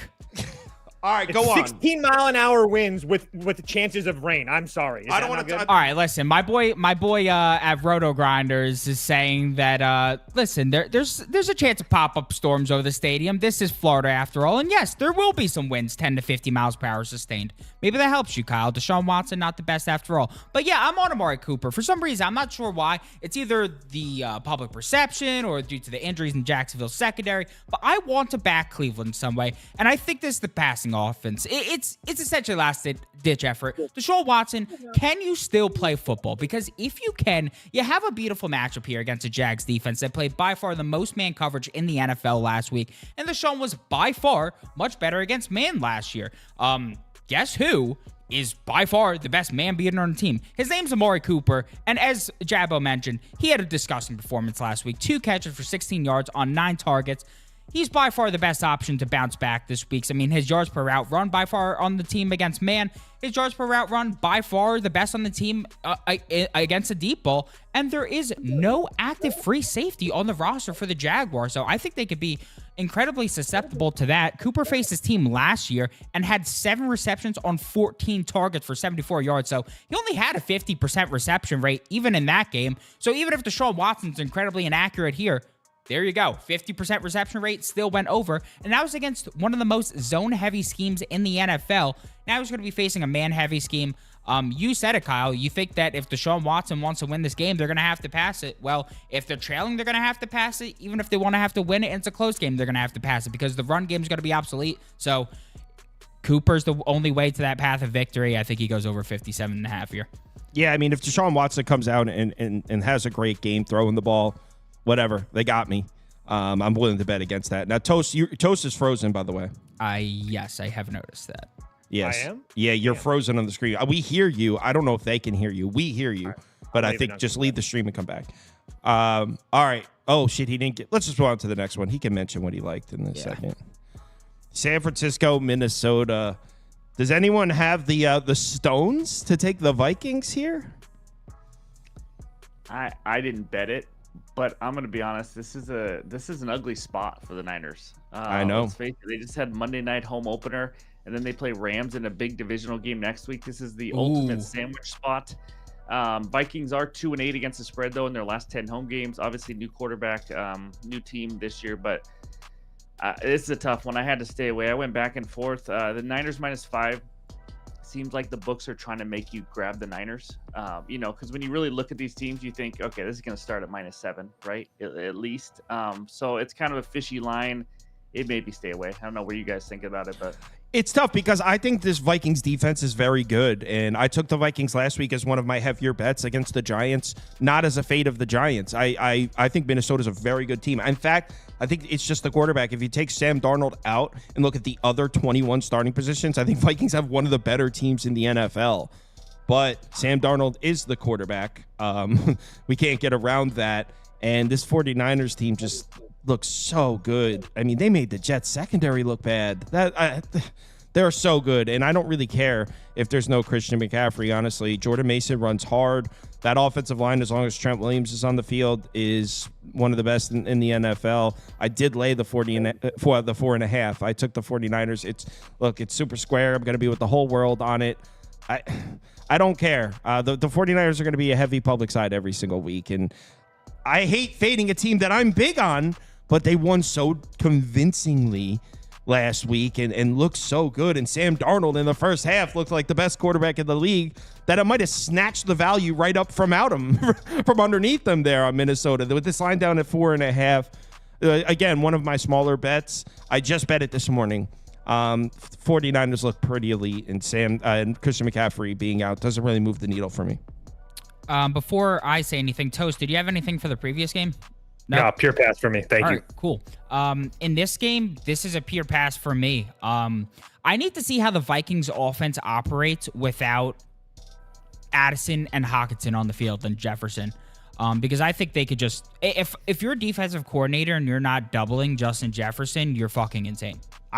Why wouldn't you? There's no other weapon on the field that you should be scared of. I mean, I think the Naylor kid actually could be pretty solid, and he's a prop that I'm going to be looking at going forward, especially if Addison's going to be out long term. Because I think he's pretty talented. I picked him up in a few fantasy leagues. I think he could be a sleeper. So I'm going to be looking at that Naylor kid going forward. But in terms of the production, I think that with Addison out, defenses are just going to say, all right, Sam Darnold, you're the first read king most of your career. Well, you're going to have to read other options because we're not going to let you beat us like that. Justin Jefferson is not going to beat us. Try and beat us with Brandon Powell. Try and beat us with Naylor. Try and beat us with Johnny Munt. You are not beating us with Justin Jefferson. And they have Travarius Ward on the field, one of the best cover corners in football. I mean, I know they're a very zone-heavy defense, but yeah, I can't get to a side here because I feel like this line is begging me to take the Niners, and it is a tough spot, as Jabbo said. Yeah, could you put the poll up too? Yeah, I'd like to see what everyone else's phone. Someone said, and the only reason I'm reading this comment is because I've heard a few people say this, the 49ers haven't won in Minnesota since 1992. They've only played there once in the last 7 years. So, like, yeah, and last year it was a sandwich spot. Yeah, last year I remember that game. I had the Vikings in that game. Yeah. I was on Minnesota last year, and also I actually heard this on. Oh no! Well, you missed the Toast because you were out momentarily, but this is also a sandwich spot. Jabbo mentioned. Yeah, it's not a great spot for San Francisco. Yeah. So yeah, I'm on the 49ers for a smaller bet. Toast, you want anything here? No, it's a pure pass for me. I felt the same way as Beaver. I felt that line was kind of suspicious, that they were begging you to take San Francisco. And Shanahan, I mean, as a guy that I trust, and he also does well on short rest as well. So, yeah, it's just really hard for me. It's 49ers or pass, but I'm good on that. Yeah, next. I don't want to talk a lot about that one. I don't even like it. Colts Packers. All right. Did the line adjust too much for Jordan Love being out? I personally would say no. I'm not going to lay the points with the Colts because of all the injuries to the defense, but I think there's one, if we had to pick one constant in this game, it's that the Packers defense might struggle a little bit here. The Colts should be able to make some big plays, and I'm not talking about a consistent offensive explosion here by the Colts, but they just played an elite run defense in Houston. And they, by the way, they just played an elite run defense in Houston, took Jonathan Taylor out of the game, and they still managed to put up points and make that game interesting. Now they're playing in a game where they should be able to run the ball and run their complete offense. I think I think the aspect of this game that I think is the safest would be the Colts can score points. So it would be Colts team total over. I don't have a bet in this one. I like the Colts to win. I like the Colts to cover. It's another square pick, but I think Colts team total over. I don't really know how much I trust the Colts defense with, maybe we don't have a graphic for that one. I'm not sure. Was it 21.5? I didn't bet this one, so I just glanced at the line at the end. 21.5. 21.5 at minus 104 you could get. So, yeah, I like the Colts to score points. That offense looked good last week, and they took Jonathan Taylor out of the game, and they still managed to put up points. Anthony Richardson, say what you want about him. He can make some big plays. So, yeah, I like the Colts to score here. Whether the Packers score right back with Malik Willis, but I like the Colts, and it's going to be heavily public bet. It's going to be a heavy public side, without a doubt. Yeah, I'll go next. First of all, Prop Beaver has the Colts at 0-8. Just everyone remember that. He thinks He's they're going one 0-8. down. So he's one down. That is correct. But the Colts did cover after all that talk against the Texans, barely. But he's close. First of all, my only bet in this game, I did it last week and it cashed. Jonathan Taylor, anytime touchdown. What are we still getting plus 115 for? He gets that soft in the middle, dad bod type defense again. The Green Bay Packers are absolutely horrendous against the run. They have been for a while now. And Jonathan Taylor, the one thing I will say I was surprised with the Colts game last week is how well the Texans ran the ball and how much the Colts struggled running the ball. That was a big surprise. And even with that, the Colts were kind of in the game right there at the end, but Taylor now has 1+ touchdown in 8 of his last 11 games. This guy has to be thought of as he's a touchdown machine. That's what he is. And as for a side, Malik Willis is absolute hot garbaggio. I mean, he is not good at all, guys. We saw him in college. He dominated at Liberty. Congratulations. Whenever he played a good school, he was horrendous. He was so bad. This guy is not an NFL quarterback. He shouldn't be a backup quarterback. I think the Colts win. Now, obviously, the Colts have their problems on the secondary and defense. I don't think it matters here. That's why I think it's a good matchup. Going into Green Bay, no matter who the quarterback is tough. If Green Bay can't establish the run and get the run game going, then yeah, they could stay with it. But my goodness, I mean, Malik Willis is one of those 4 quarterbacks I will never, ever, ever tail. He is terrible, but give me Taylor for a touchdown. I like that. The Jags can't catch a break. Evan Ingram suffered a hamstring injury in pregame warmups and will be out for today's game. Not like that affects a cap, but just interesting. Pass for this game. I mean, are you kidding me? As much as I think the Colts are a pile of dog shit, Malik Willis is a bigger pile of dog shit. Okay. Toast? I'm a Malik Willis guy. He always did me right when he went to Liberty. Give me Liberty or give me death. Shout out them. But it's a pure pass for me as well. Malik Willis has 3 career starts. His teams have scored 14, 17, and 17 points. So maybe Green Bay team total under 19.5 or whatever, but it's a pass for me. I don't think he has a touchdown pass in the NFL yet, does he? Probably not, yeah. Well, his passer rating's under 50, we learned today. I really, really, really want to fade the Colts here, but I can't do it with Malik Willis. Yeah, I know. Listen, Toast, the inner sharp in me is it's howling, but I can't. So it's killing me right now. The inner sharp in me, he says. But I can't do it. What? That almost made me bet it. I'm not gonna lie to you. It's howling. I can't do it though. Beaver, what if I told you teams that go from underdog to the favorite are only 76 and 106, 42%? Did any of those teams have Malik Willis at quarterback? No. Nope. That's more referring to when the market pushes them into being a favorite, not when there's a dramatic injury. I didn't see when the market pushes. I didn't see that. Yeah, well, I mean, because this line opened. Yeah. Well, all right, next. Giants. G-Men win the game. Giants win the game. I don't even understand this line. We're talking about the worst team in the NFL with a rookie quarterback. I mean, yes, I don't think Washington's the worst team in the NFL this year. I think they might have been last year. Jaden Daniels, I still don't think they trust him to throw the ball downfield and make reads. The Giants secondary is the weakest spot of the team. That's the weakness, right? You got to pick on this secondary. A rookie quarterback in his second career NFL game where in his first game, they didn't have him throwing down the field at all. If he felt any pressure, he ran, which, by the way, great strategy. He's an hell of an athlete. But as far as to go out and win this game, the Giants coming off a blowout loss, I think people are forgetting that Daniel Jones is branded as just this terrible quarterback. Daniel Bones. I mean, they won a playoff game the year before last, and then last year he got hurt. This Giants team can win games with him in there. And I just think it's an ultimate buy low spot on the Giants. I got it at plus 2.5. I bet it as soon as I saw it. Like I said, I think a lot of people were with me on the Vikings last week because they were fading the Giants. I was on the Vikings last week because I was betting on the Vikings. This Giants team is better than Washington. Washington's defense is pretty bad. The Giants own this team, by the way. What are they, 11-1 in their last 12 games against Washington? Look at Daniel Jones' numbers against the Washington Commanders, or I think he played them as the Redskins a little bit too. He's 5-1-1 straight up. He's got 9 or 10 touchdowns, 1 pick. Daniel Bones owns Washington. He owns this team. And this is the ultimate buy low. I like my spot here. Definitely on the Giants. pretty soon Daniel Jones is going to own nothing but like a car dealership in a few years, guys. Daniel Jones is, and maybe it's his injury too, but he just looks horrendous. If he cannot play well this weekend against this Commanders defense, there is going to be some upset people in New York. And by the way, I saw someone say, what that quarterback in college, help me out, DJ Ugalele, whatever. DJU.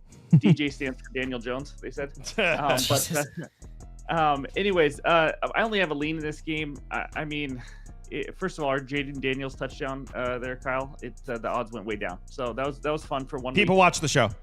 Yeah, obviously. Yeah, we move lines. But Malik Neighbors over receiving yards would be one of them. Wow.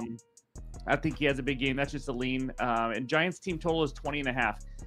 I would never pull the trigger on an over team total for the Giants, but what's worse, the Giants offense or the Commanders defense? I will say Commanders probably, but I mean, it's not exactly two great units in my opinion. I don't love the Giants run game at all. So curious to see what you guys think of the team total, but the Commanders have now allowed at least 27 points in 9 straight games. That's insane. That is 27 points. I mean, it is one of the worst defenses we've ever seen. So Giants team total, if you believe in the Giants, now's the time, over 20.5. But my lean is just Neighbors over receiving yards, and I plan on not watching much of this game. I'm in the same boat as you, Jabbo. If not now, then when? I know it's only week 2 of his NFL career, but if we're looking for a game where Malik Neighbors can go absolutely nuclear this year, post 100+ receiving yards with the pile of shit that's name is Daniel Jones at quarterback, well, it's going to be here against this Washington Commanders defense. I'm not really trying to bet rookies over 66.5 receiving yards. But yeah, I'm going to do so in this spot. Last week on plays where Neighbors got the ball, the Giants had 4+1 EPA per EPA.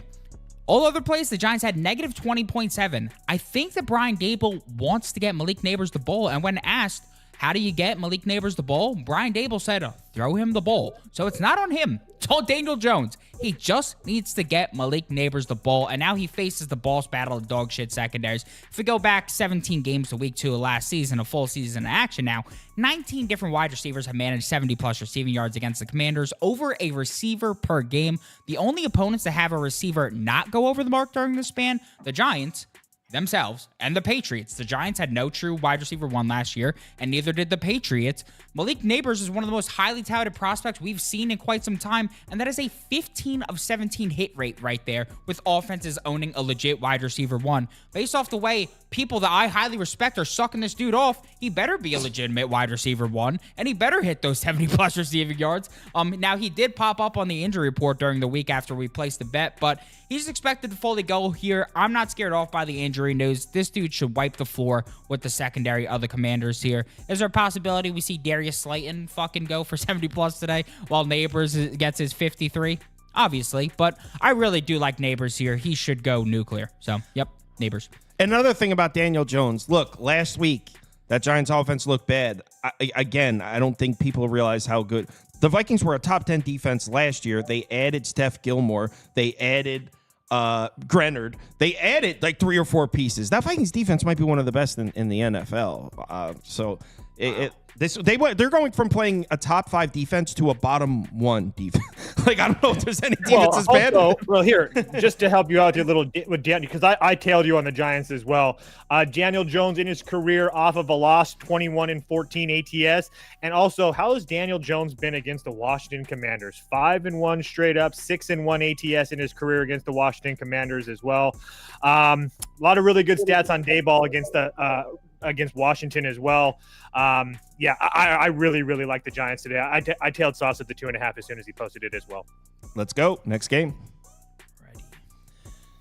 Rams, Cardinals. Who wants Shout out Cardinals. Shout out. Beaver. Respect. The team's Thank you. ass, bro. Thank you. mean, Are you going back to did your you Cardinals look at wagon? the stats last week? Toast. I just saw the 1-0 ATS. That's all I saw. I don't know. What else did you look at? The 0-1 straight Are you up. taking him here, Toast? No, I didn't take him today. I I just wanted to get Beaver going a little bit this morning. I remember last week Kyle was trashing on, was it Kyle or Prop Beaver trashing on Kyler Murray? Yeah. That's And, him, not me. Okay, and then he goes out and just cooks in the first half. He slowed down, but it was just funny to see that. Yeah, I was you a should have bit been in the nervous. Discord. Beaver, where are you at? Yeah, people were pissed. I was feeling real good in the second half, though. So anyone going to go? I have a bet on this one, but I don't want to go first. You scared or something? I'm scared. You scared? Okay, fine. Put the Rams up. Put the Rams up. I was gonna say McVay has absolutely owned this Arizona team. Yeah. 12-2-1 ATS in his career. There's no reason not to bet. The I'll Rams. join you. I'll join you. Yeah, but this is. I don't really understand the line. I I agree. do. Okay, go then. Okay. Well, there seems to be mass hysteria sweeping Cardinals Nation. I don't know what disease has swept the nation. People, for some reason, think Kyler Murray's a good quarterback still. It hasn't been since 2021 since the guy has shown that. I don't know what on earth people are smoking. Pixie dust, it seems. Last week, if you look at the numbers, yeah, he showed promise on the ground. The passing efforts was absolutely fucking awful. I simply don't understand what people are seeing here. Now you're going to be facing a Rams defense that, yeah, is not great, but they showed something at Detroit last week. They didn't even pressure Jared Goff, and were able to hold him to a really respectable effort. I think he only passed for 218 yards, a touchdown, a pick. Now you're going to have Kyler Murray at home, where this dude absolutely stinks out loud. He never performs against the Rams, especially at what sponsors their bullshit stadium? I don't even know. State Farm Stadium, whatever the friggin' sponsor is. Yeah, that's their stadium. Whoa, why we shitting on State Farm? Who cares? The point is, Kyler Murray never performs in the stadium against the Rams. And on the other side, yes, there's a lot of injuries to that Rams offensive line that I think has brought the line down to making the Rams dogs. But you saw the Bills as dogs the other night just due to the loss of talent they had in the offseason and all the talent that the Dolphins brought in. Like, oh, you got Marvin Harrison now. Oh, the Dolphins brought in that talent in the offseason. They should be favorites at home. Meanwhile, they've gotten their teeth kicked in by the Bills the last 11 to 12. It's a very similar situation here, and I feel like you're being scared for no reason. The Rams are just going to come in and kick the teeth in like the Bills did the other night. I feel like it's a very similar situation, and I feel like we're being scared here for no reason, and you should remember that the public loves the Cardinals, again, for no reason. Yeah. Now, the poll is telling me to go fuck myself because 72% of them are all over the Rams. I'm on the Rams, too. I took the money line up. I think I got it at plus 100, the same price, something around here. For the very simple reason of, look, one game on the road to Detroit, and we forgot how dynamic this Rams rushing attack was when Kyren Williams was healthy last year. I mean, when he came back from injury at the second half of the year, they had one of the best rushing attacks in the NFL. Keep in mind, they opened the season on the road to Detroit. That might be the best run defense in the league. It's certainly one of them. So if there was one game for the Kyren Williams Rams rushing attack to not be there, it's on the road in Detroit. Now they go and play the worst run defense in the NFL. At least they were last year. They're a little bit healthier. So I think some folks in Cardinals Nation that are smoking pixie dust, according to Prop Beaver, I think that they think the run defense will be a little bit better. But still, Kyren Williams has played very well against Arizona, and I expect the Rams to run the shit out of the ball here. Not to mention, even if we get a great effort out of Kyler Murray in the Cardinals offense, and this is a good game, which quarterback do you trust to make a play to get in field goal position to win the game at the end? It's like it's Matt Stafford, and it's not a discussion. So, yeah, the whole world's going to be on this one with me. Don't care. Rams. All right. Well, I got two bets in this game. First of all, this line doesn't make sense at all. It really doesn't. And I had the same notes as Prop Beaver. Like, it's just like the Buffalo Miami situation. You have to take it into consideration how head-to-head matchups work when it is in the division. I think it actually means a little bit more. But just in case Kyler Murray has a game that that shuts Prop Beaver up, my best bet in this game is the Rams team total over 23.5. Okay. I think if we blindly just tail team totals over against the Cardinals and Commanders, we'll have a pretty good season. I like that. But 24 is a key number. To just need 24 points here from the LA Rams, it just seems too good to be true. Like you guys have said, not only have they dominated Arizona, they've covered in 9 straight games in Arizona at State Farm, Allstate, whatever it's called. But Rams have averaged almost 29 points per game versus Arizona under McVay. They crush them. We know that. Yes, Nakua is going to be out. But, I mean, Cooper Kupp and these guys, I think Kyren Williams, you guys said it, even with a banged-up O-line, this defense is terrible. I think Kyren Williams could have a big game here as well. And the Rams, when you're Stafford, you're a statue. You don't want to face teams that are getting in pressure, getting all over you. The Cardinals are not that team. They have the third lowest pressure quarterback rate in the NFL last week at 13.8%. I think the Rams get to 24. I can't believe it's 23.5, to be honest with you. I gave this out in my Thursday night video. And then my second best bet is an anytime touchdown. Are we giving that out now? Hit the song. Play the song, baby. Touchdown. Anytime, touching it down. Scoring it, running around. It's the anytime touchdown scoring. Anytime you need touchdown. Yeah. Do you see what I mean? The one walrus is petting the other walrus, I'm telling you. Give me Cooper Kupp anytime touchdown. Okay. Even money on FanDuel. Are you freaking kidding me? Did I mention he got 21 targets last week? 21 targets. That is absolutely insane. And to get plus money, I think some books had minus 120. So obviously chop around. He scored a touchdown versus Detroit last week. We know how bad this defense is. I don't think I need to say a lot about Cooper Kupp scoring a touchdown. Kyron Williams' odds were too juiced. So I love Kupp to get a touchdown here. I was looking at Kyron Williams 2+ touchdowns, but it's only like plus 380. Okay. That's what I was looking at here, but I don't have a graphic for it or anything. Right, Kyron Williams touchdown score is like minus 140. I don't know how that doesn't hit.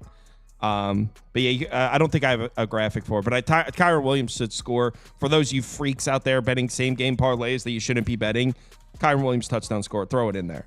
I swear Beaver looks you want to put the Walrus. 2+ up? Thank you, Prop Beaver. I think it's at plus 380 when I looked. Was it 360? I don't know. Fine. 360. That's what I remember you saying to me. Honestly. Yeah, maybe it's 360. That's fine. They'll look and see what it is. It's somewhere in there. Only thing I can really add is this is one of those a game where it's kind of set it and forget it for me. Anytime I get McVay and the Rams versus Arizona or Seattle, it's just automatic for me as soon as the line drops. Against those two opponents, he's 22-7 and 1 ATS the last couple of weeks. Not to mention the fact I do like Kyler Murray. Not in this spot. Kyler Murray in his career playing on the East Coast, 12-3 ATS. Anytime he's over here at home or on the West Coast, he's 18, 24, and 2 playing in this time, like Beaver touched on at home. He just really isn't the same guy. So, giving all that, like I said, it's easy Rams bet. Wow, the Rams are actually favored now. Yeah, I was going to say they're minus 110.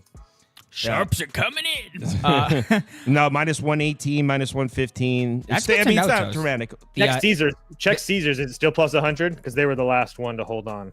That East Coast trend is that dope. Andy in the comments, bro? That's Andy with a zipper down. Dude, you're an employee of the company. The East Coast trend. Thank you.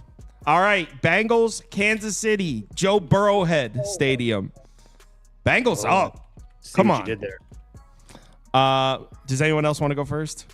No, go ahead. I can't follow. I'm not following that. Burrowhead Stadium. No, I'm saying that sarcastically. Okay, so as you guys know, if you watch the video, I'm on the Bengals here. I got it at plus 6. You can get 6.5 now.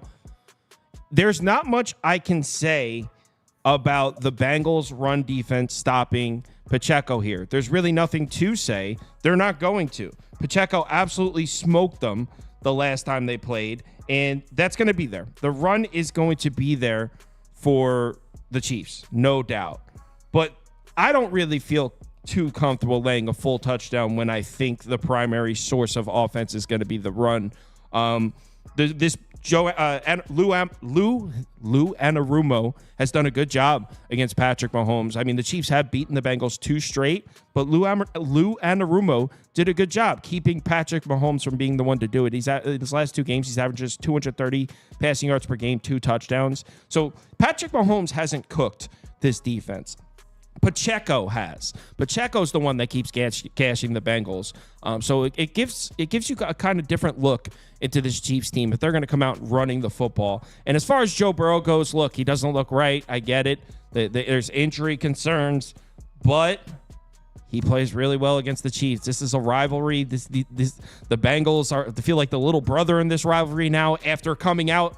It was the opposite, right? The Bengals own the Chiefs. They beat them 3 straight, I think it was. Now the Chiefs have taken 2 in a row. This is just too big of a number for this rivalry. It's an overreaction. This line was originally 3. It's moved 3, now 3.5 points based on what we saw in week 1. It's just it's an overreaction because we saw in week 1. Joe Burrow comes out in the rivalry game, makes some plays. Jamar Chase, I'm sure, gets in the end zone a time or 2. Do I trust the Bengals to win the game? No. But this number's too big, for sure. And not to mention, we know that Mahomes, as a big favorite, it is not profitable. I mean, he actually was above 500 against the number last year. But as a whole, if you have faded the Chiefs every time they're favored by more than 3 points, you're down. Because usually when they're in these spots where they're big favorites, they win by 3, they win by 2, and they don't cover. So Bengals keep this one close. This should be a fun game to watch. I'm holding the points. I'm going to follow him really quickly. The Mahomes stat, Mahomes is 38, 42, and 2 ATS in his career as more field goal or more favorite. Every other spot besides that field goal range favorite, he's like 24, 8, and 1 ATS. But I played the Bengals as well. A lot of it because I'm tailing sauce a little bit, but there is a couple things I wanted to touch on really quickly with Joe Burrow.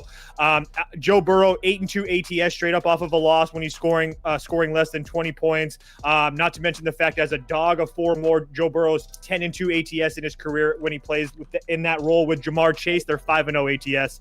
I just think that this number is getting a little bit too big here today. So yeah, I took the Bengals at plus 6.5 as well. Someone said the Chiefs defense is way better than last time they played. They're way better without Snead, the best corner in the NFL?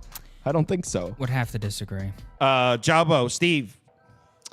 You guys got some big huevos to take the Bengals plus 6. Let me just say, I'm kind of mad I didn't He's not give this taking out. the Bengals. No, I'm not. My lean in this game is Pacheco over 67.5 rush yards. And the more I heard Kyle talk about it, I was like, why didn't I give this out on my own channel? I think this is a possible ladder spot as well.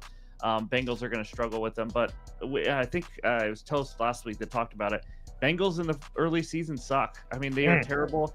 And now Jamar Chase comes out and says he's not going to negotiate anything with them until the end of the year because he feels misled by the Bengals. No T. Higgins. I mean, this is a team that I know it's a big kind of a big number at 6, but I don't know if the Bengals are there yet in this season. 1-8 straight up, 2-7 against the spread in weeks 1 and 2.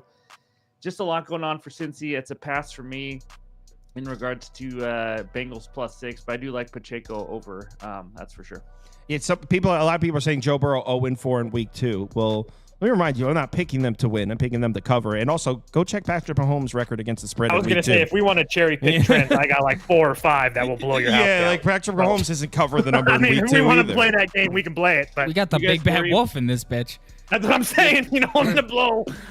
No T. Higgins in that Jamar Chase drama. Where are you guys at all? With this defense, how it played last week, or offense? I mean, nothing. Obviously it's a concern, but I don't want to base all of my bets in week 2 based on what we saw in week 1. Obviously over time that's a losing strategy. Oh, this happened in week 1, so I'll bet this in week 2. It's the overreaction. I mean, there's no way any team should be moving 3, 4, 5 points after one game without a major injury. For me, it's the line move. If the bookmakers had this game at 3.5 and it's 6.5 now a week later, I don't see that big of a difference personally. If Joe Burrow was hurt or something, of course, that makes sense. Agreed. But Gotcha. Not to mention Patrick Mahomes when the line moves like this is like under 50%. Just looks like Prop Beaver's on the other side though. Yeah, honestly, I'm kind of with Steve on the fact that Pacheco earlier in the week was at 64.5. I'm mad at myself. I really wish I locked that in. That would have been a great play. Now it's up to like 68.5, 69.5 on some books. Mad I missed that one out. We talked about it on the live show earlier this week. My main play in this game is Moss over 14.5 receiving yards. I mean, pretty much everybody and their mom was on Justice Hill over receiving yards on the opener Thursday Night Football, and for good reason. I mean, that shit cashed instantly. 6 receptions for 82 yards on 8 targets, and why was everybody on him? I mean, look at the receiving yards Casey has allowed to the running back position in their games going back to last year. 52, 111, 50, 60, 62, 24, 38, 45. I mean, in those last 7 games, the Chiefs are allowing an average of 9 targets, 7 receptions, and 55 receiving yards per game to the running back position. One of those games was against the Bengals where Chase Brown had 23 yards on 2 targets and Mixon managed 4 receptions on 22 yards. So with the Bengals wide receiver room in flux as T. Higgins is missing this one, Jamar Chase has his drama going on. I feel like the running backs yet again are going to get a heavy dose of looks. They had 7 targets and turned that into 5 receptions for 29 yards in week 1. And I'm going with Moss over Brown here because he had 9 more pass snaps. And doing some line reading, it seems the books want it to be less tempting to take Moss's over based on the recent hit rate. I mean, while not seen as a receiving back, he was impressively targeted just he was targeted 4 times on just 17 routes. And had he not had 2 drops, we'd be looking at a potentially monstrous receiving day last week. He had 4 targets, 2 receptions, and 17 yards last week. And he played on 65% of the snaps for Cincy, which is a pretty good amount. Even with just a 49% snap share going back to 2021, he's cashed his number at a 56% rate. His receptions line's at 2.5, juiced over at -130 on some books, with just 2+ targets. Not receptions, targets. He's over his last 14 and 19. And with 3+ targets, he's over his last 13 to 16, averaging 23. And then in terms of the sides, I'm gonna lay with the Chiefs. As crazy as incorrect as it sounds, I know Mahomes isn't profitable as a big favorite, but the Bengals early in this season are just not good. Weeks 1 through 4 since 2021, Bengals are 4-9 against the spread. All other weeks, 30-12-2 against the spread. I don't think the Bengals' defensive weaknesses were able to be exposed last week since they faced the Patriots, but Xavier Worthy is the perfect guy to take the top off this Bengals defense, and there are still massive issues with the safeties for the Bengals that I don't really think were exactly addressed. Cam Taylor-Britt was talking shit on Xavier Worthy for no reason. Bro, he's the perfect guy to expose your defense. You allowed the most explosive plays on the outside last year. I just don't get it. So, yeah, give me the Chiefs. Yeah, we'll say, though, what people are talking about, the Bengals are shitty earlier in the season, 4-9 against the spread, weeks 1 through 4. How many of those games are they catching 6.5 points? They're usually favored in those games. Steve, did you want to say something? Yeah, just one last point. I know we talk about Mahomes and as a big favorite and all that, and he hasn't been good, and he's been better lately. There's a reason he's been better lately. He didn't have 3-4 years ago a defense like this, a running game like this, and you can cover bigger spreads when you have that, as opposed to Mahomes has to toss it all over the field, and that's why they're not covering spreads. Defense is giving up a lot of points. This is a good defense now. This is a good run game now, so it's a little easier to cover spreads. Not saying that they're covering because of that. Just wanted to point that out. They're a good pass defense. I still don't trust the Chiefs against the run, which is, if you're looking for a prop, Moss is over, Chase Brown's over. I like either of those guys to score. I was thinking about betting them both to score at plus money, thinking one of them will get in.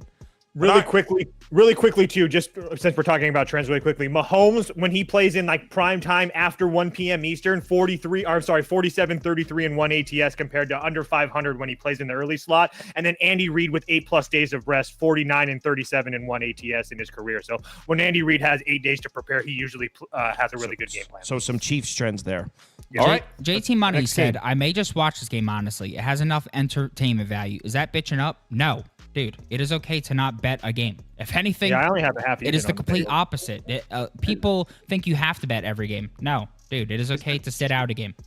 Someone said Kyle. Always obsessed with Prop Beaver. All I see is Prop Beaver all over your chat. Someone said Kyle forgot how important Joe Mixon was to the Bengals offense. Didn't they have a better EPA without him last year?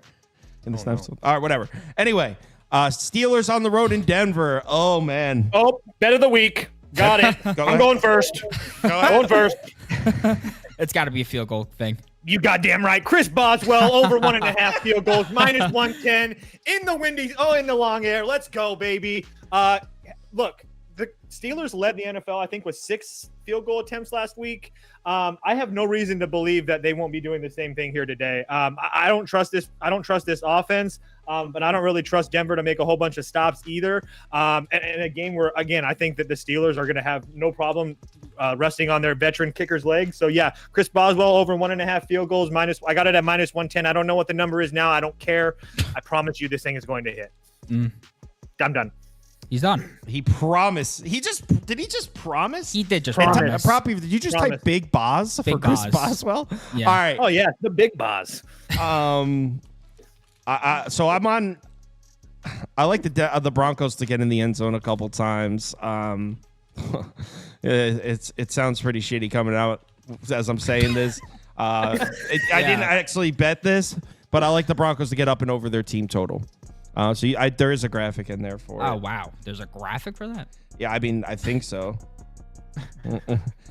Steve, do you want to go first for this one? I don't see one. Yeah, I have 2 bets in this one, but first, Toast, do you play that kicker prop up to what, -320? Yeah, you didn't. You said no matter what. 140. Sorry, I got a little excited. I apologize. 140 max. 140. Okay, just check it. I love this play. Bo Nix over a half interception, -130 on BetMGM 2 days ago. Are you kidding me? What is this doing playable? I saw him play against Seattle. He had 2 picks against them, 26 for 42. He could have had a couple more, to be honest with you. And now the Steelers defense is going to be the toughest defense he has ever faced in his entire life. Well, because it's only his second game, obviously, but still, they're going to bring pressure. He is going to throw picks. Steelers 16 picks last year, last season. And Nick's pass attempts about 29.5. He's going to chuck the ball around. I think he throws the pick here. I'm surprised this is playable. And then my second one, Najee Harris, anytime touchdown. Why is it plus 175? We're talking about a number one running back who had 20 carries last week. I know the Steelers offense is not exactly ideal. Justin Fields is a horrendous quarterback, in my opinion. He has athleticism, and I'm an Ohio State fan. He cannot progress through his reads. He cannot do anything. He is very easy to predict for defenses, but either way, they just got to get near the end zone once or twice. I think Najee can get in. Plus 175 is crazy for a bell cow running back. Obviously, it's not a split backfield according to week one, although I thought Jalen Warren should have gotten the game a little bit more. And we know the Broncos' run defense is atrocious under Sean Payton. 6 most rushing touchdowns last season with 12. Allowed a touchdown and 103 yards to Kenneth Walker. High volume running back. And why is nobody getting on Sean Payton either, by the way? He makes fun of Nathaniel Hackett, and this team is still a disaster.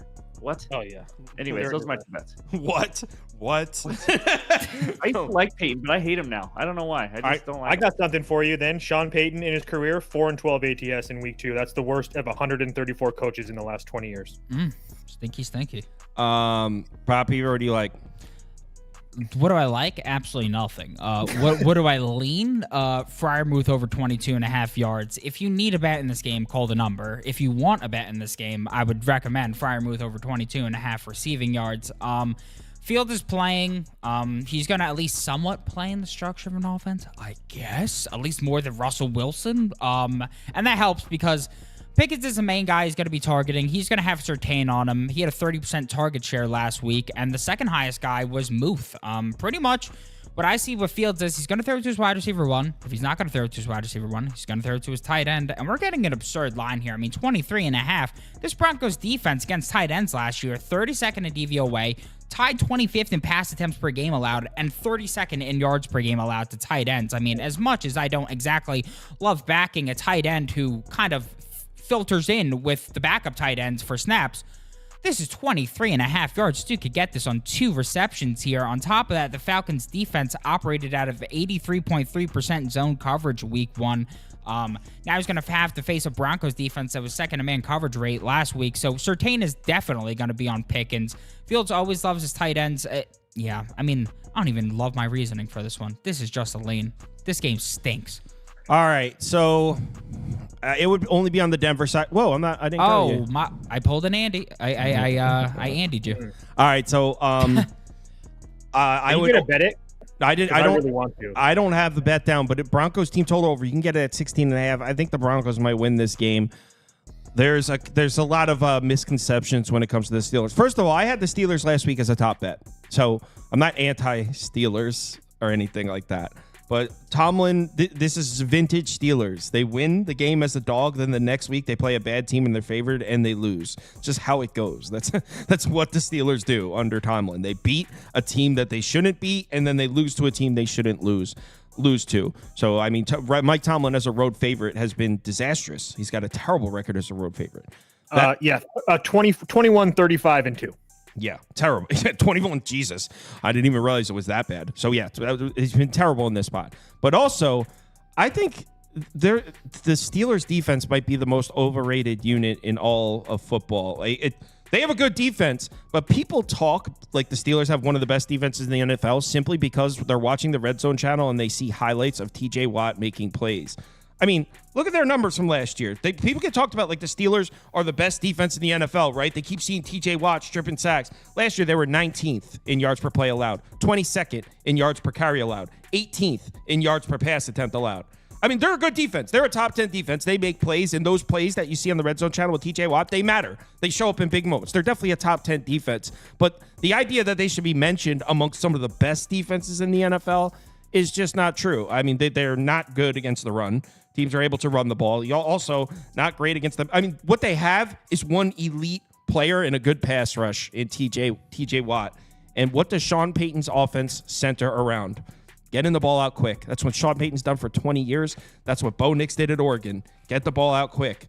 if there's one type of offense that's equipped to just take the pass rush out of the game, bonus is going to be taking 3-step drops, dumping it, 3-step drops, dumping it.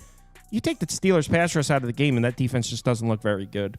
I think Denver wins. It's crazy. I didn't bet this, but I think Denver gets up over 16.5, and that'd be my favorite bet.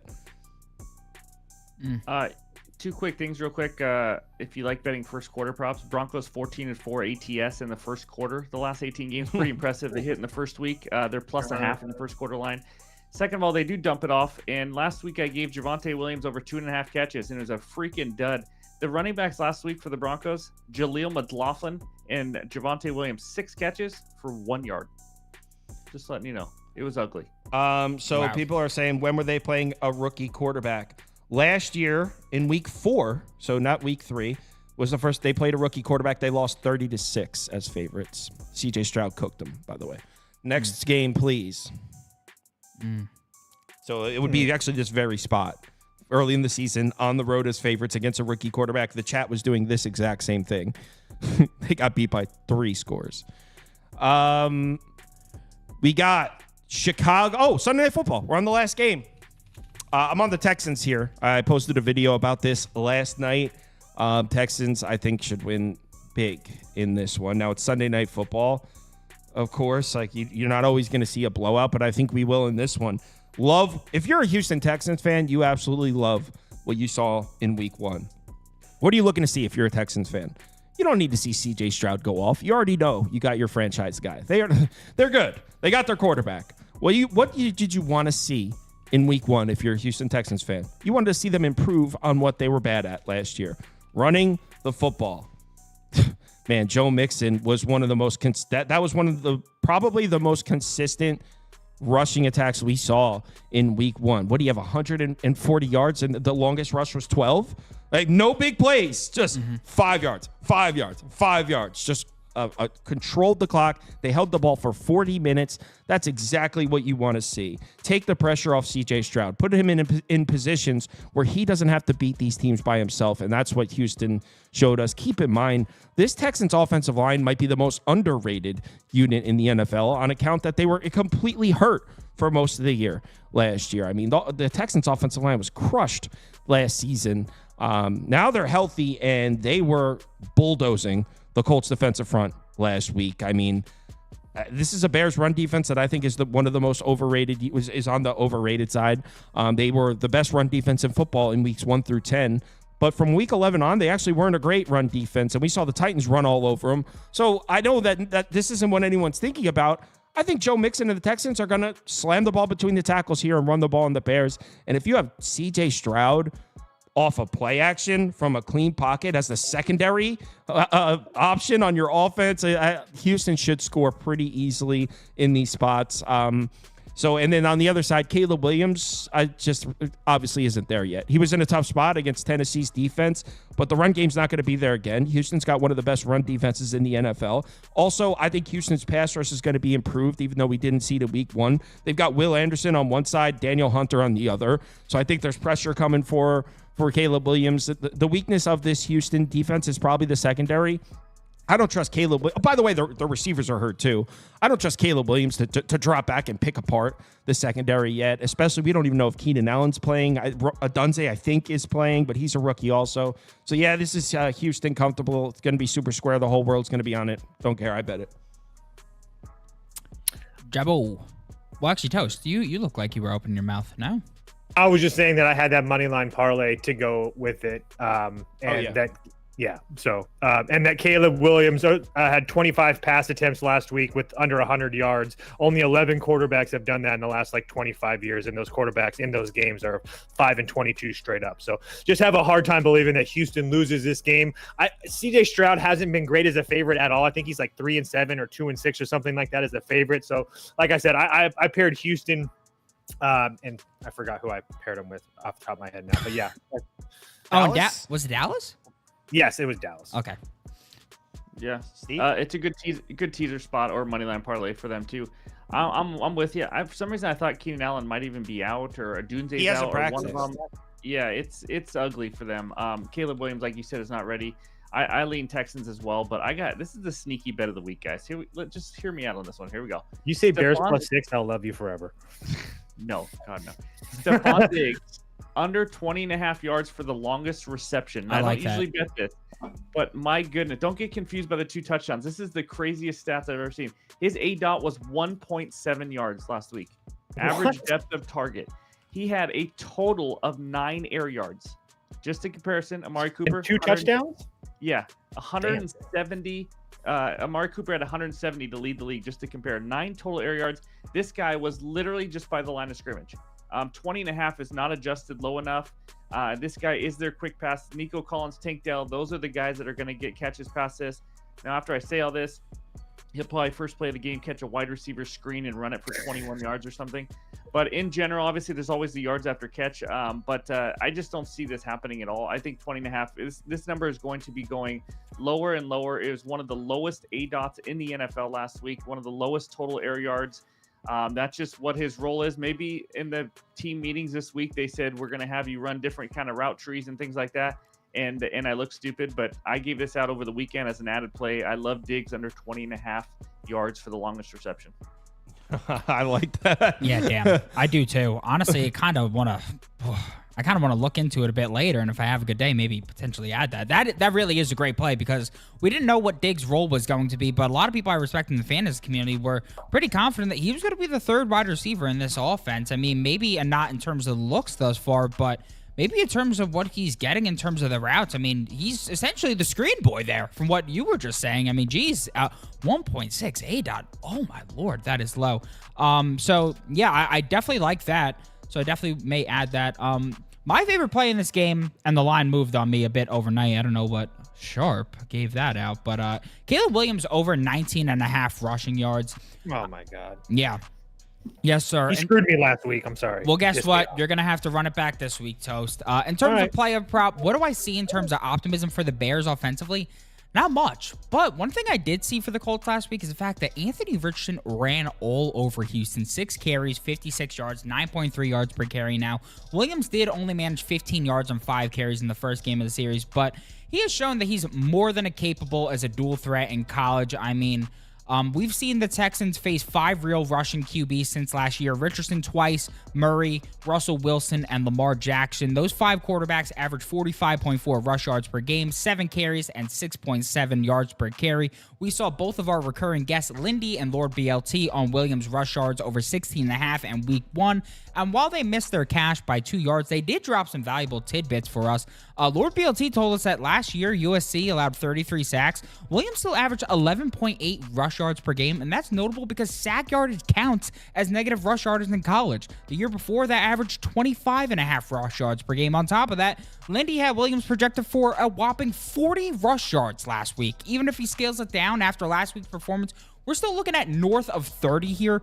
So despite it moving up 2 yards up on me overnight to 19.5, maybe 20.5 on some books, I still think it's worth a look here. I mean, he evidently was not in sync with his receivers last week. I think the Titans defense was good, but Jesus Christ, less than a 50% completion percentage. Keenan Allen's not going to be likely not going to be active this week either. And the weakest part of the Texans secondary right now is the slot. So I'm just not seeing it here. I feel like we tend to see happy feet on primetime too, especially with these younger quarterbacks. You tend to see them take off in the pocket more, especially under pressure. And the Texans pass rush didn't really show it last week. I believe they only pressured Richardson on 20% of his dropbacks, but they were 5th in pressure rate last year. They signed Daniel Hunter in the offseason. They should be able to bring that pressure on him. So yeah, over 19.5 rush yards. I like that. I also lean Houston minus 6.5 as well. All right, community parlay, hit the song. Okay. Community parlay, the parlay we bet, yeah. Community parlay is for the community. We community, making a parlay. Yeah. Before we get into the community parlay, we've got the underdog for you guys real quick. Not going to explain the legs because I already showed it to you guys. We've got Amari Cooper higher than 59.5 receiving yards, Lamar Jackson lower than 28.5 passing attempts, DK Metcalf lower than 54.5 receiving yards, and Malik Neighbors higher than 66.5 receiving yards. Our friends at Underdog are giving out free squares this week. Free pick, CeeDee Lamb over a half total yards, and that is available for all Underdog customers. So if you have the app, go ahead, add that to your free pick today. You want to make it a 5 pick? Go right ahead. You don't like one of my picks? Go ahead and replace it. On top of that, we also have Caleb Williams for our new customers. Don't have an account yet? You can get a deposit match up to $1,000 if you use the promo code BET, B-E-T BET. And that is if you're in one of these states right here in yellow. Now let's do the community Beaver has parlay. like a specific promo voice that he breaks out. I'm glad you said that because I was dying. All right, I was going to community say so parlay. professional, Beaver. Yeah, I was once in the industry. Jets money line. I forgot this is the friggin' parlay. So you said Jets money line? Jets money line. Jags money line. Cowboys money line. 49ers money line. To everybody in the Discord, if you guys give me 15 minutes, I'll have baseball bets for you. I'm only one man, okay? I'm only one man. While they're voting, Steve, want to tell the people where they can find your stuff and probably Beaver clear his pick out so they could see it? Oh, yes. Yeah. 1 sec. On our YouTube channel, Just a Bet Outside, on Twitter, also have a Discord, but we talk all things NFL, MLB, NBA. Give out a ton of research help, too, for MLB. We give out hitter matchups, pitcher matchups every day, full pitcher reports, things like that. But we just have a lot of fun, talk a lot of sports. So I appreciate you guys having me on. It's always fun to talk football on a Sunday morning. Hell yeah. Yeah, and that's it's Just a Bet Outside. That's his name on Twitter. It's also the name of the YouTube channel. He uploads daily stuff. It's good stuff. I love that name, by the way. Touche. Thanks. I was looking for movie quotes, and that was the one I found. I know exactly where Just it a came Bet from. Outside. Touche. My wife. Cowboys my wife money. changed it. Cowboys money line by a landslide here. Okay. Let's get that. I don't know how these guys are laying off these pitches. Ball 8. Yeah. So next up, we got the Seahawks money line. Seahawks money line, Chargers money line, Ravens money line, and Commanders money line. They voted for. I like, dude. That announcer makes it. That guy passed away too. No, he didn't. He still does the Brewers games. And I thought he just passed away a couple months ago. Did he really? Yeah. Did he really? Bob, you what? Oh wait, No. hold on. My Are bad. you declaring him dead? And he's not even dead. I mean, I don't pay attention like No, that. I'm so pretty You're a sure. filthy animal, Kyle. He has a family. Wow. Wait, hold on. I don't. Maybe he doesn't. Maybe he does have a family. What's his I name? think Bob Uecker?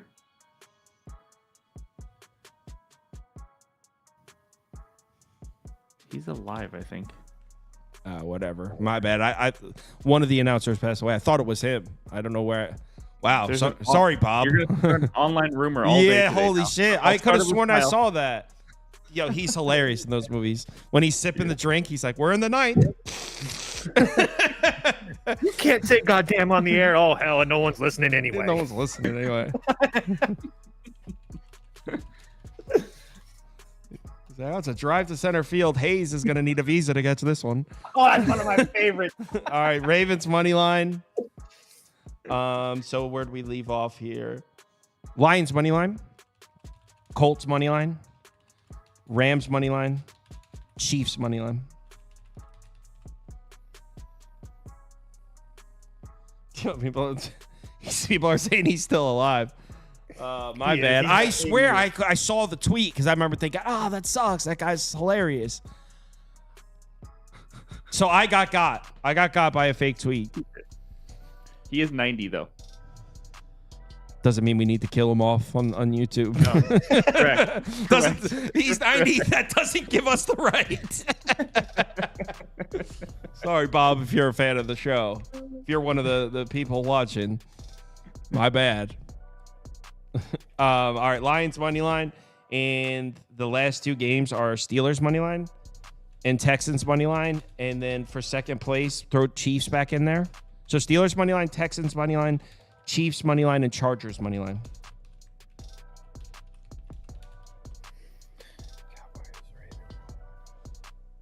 All right. What's the last leg of the community parlay? Give it to us.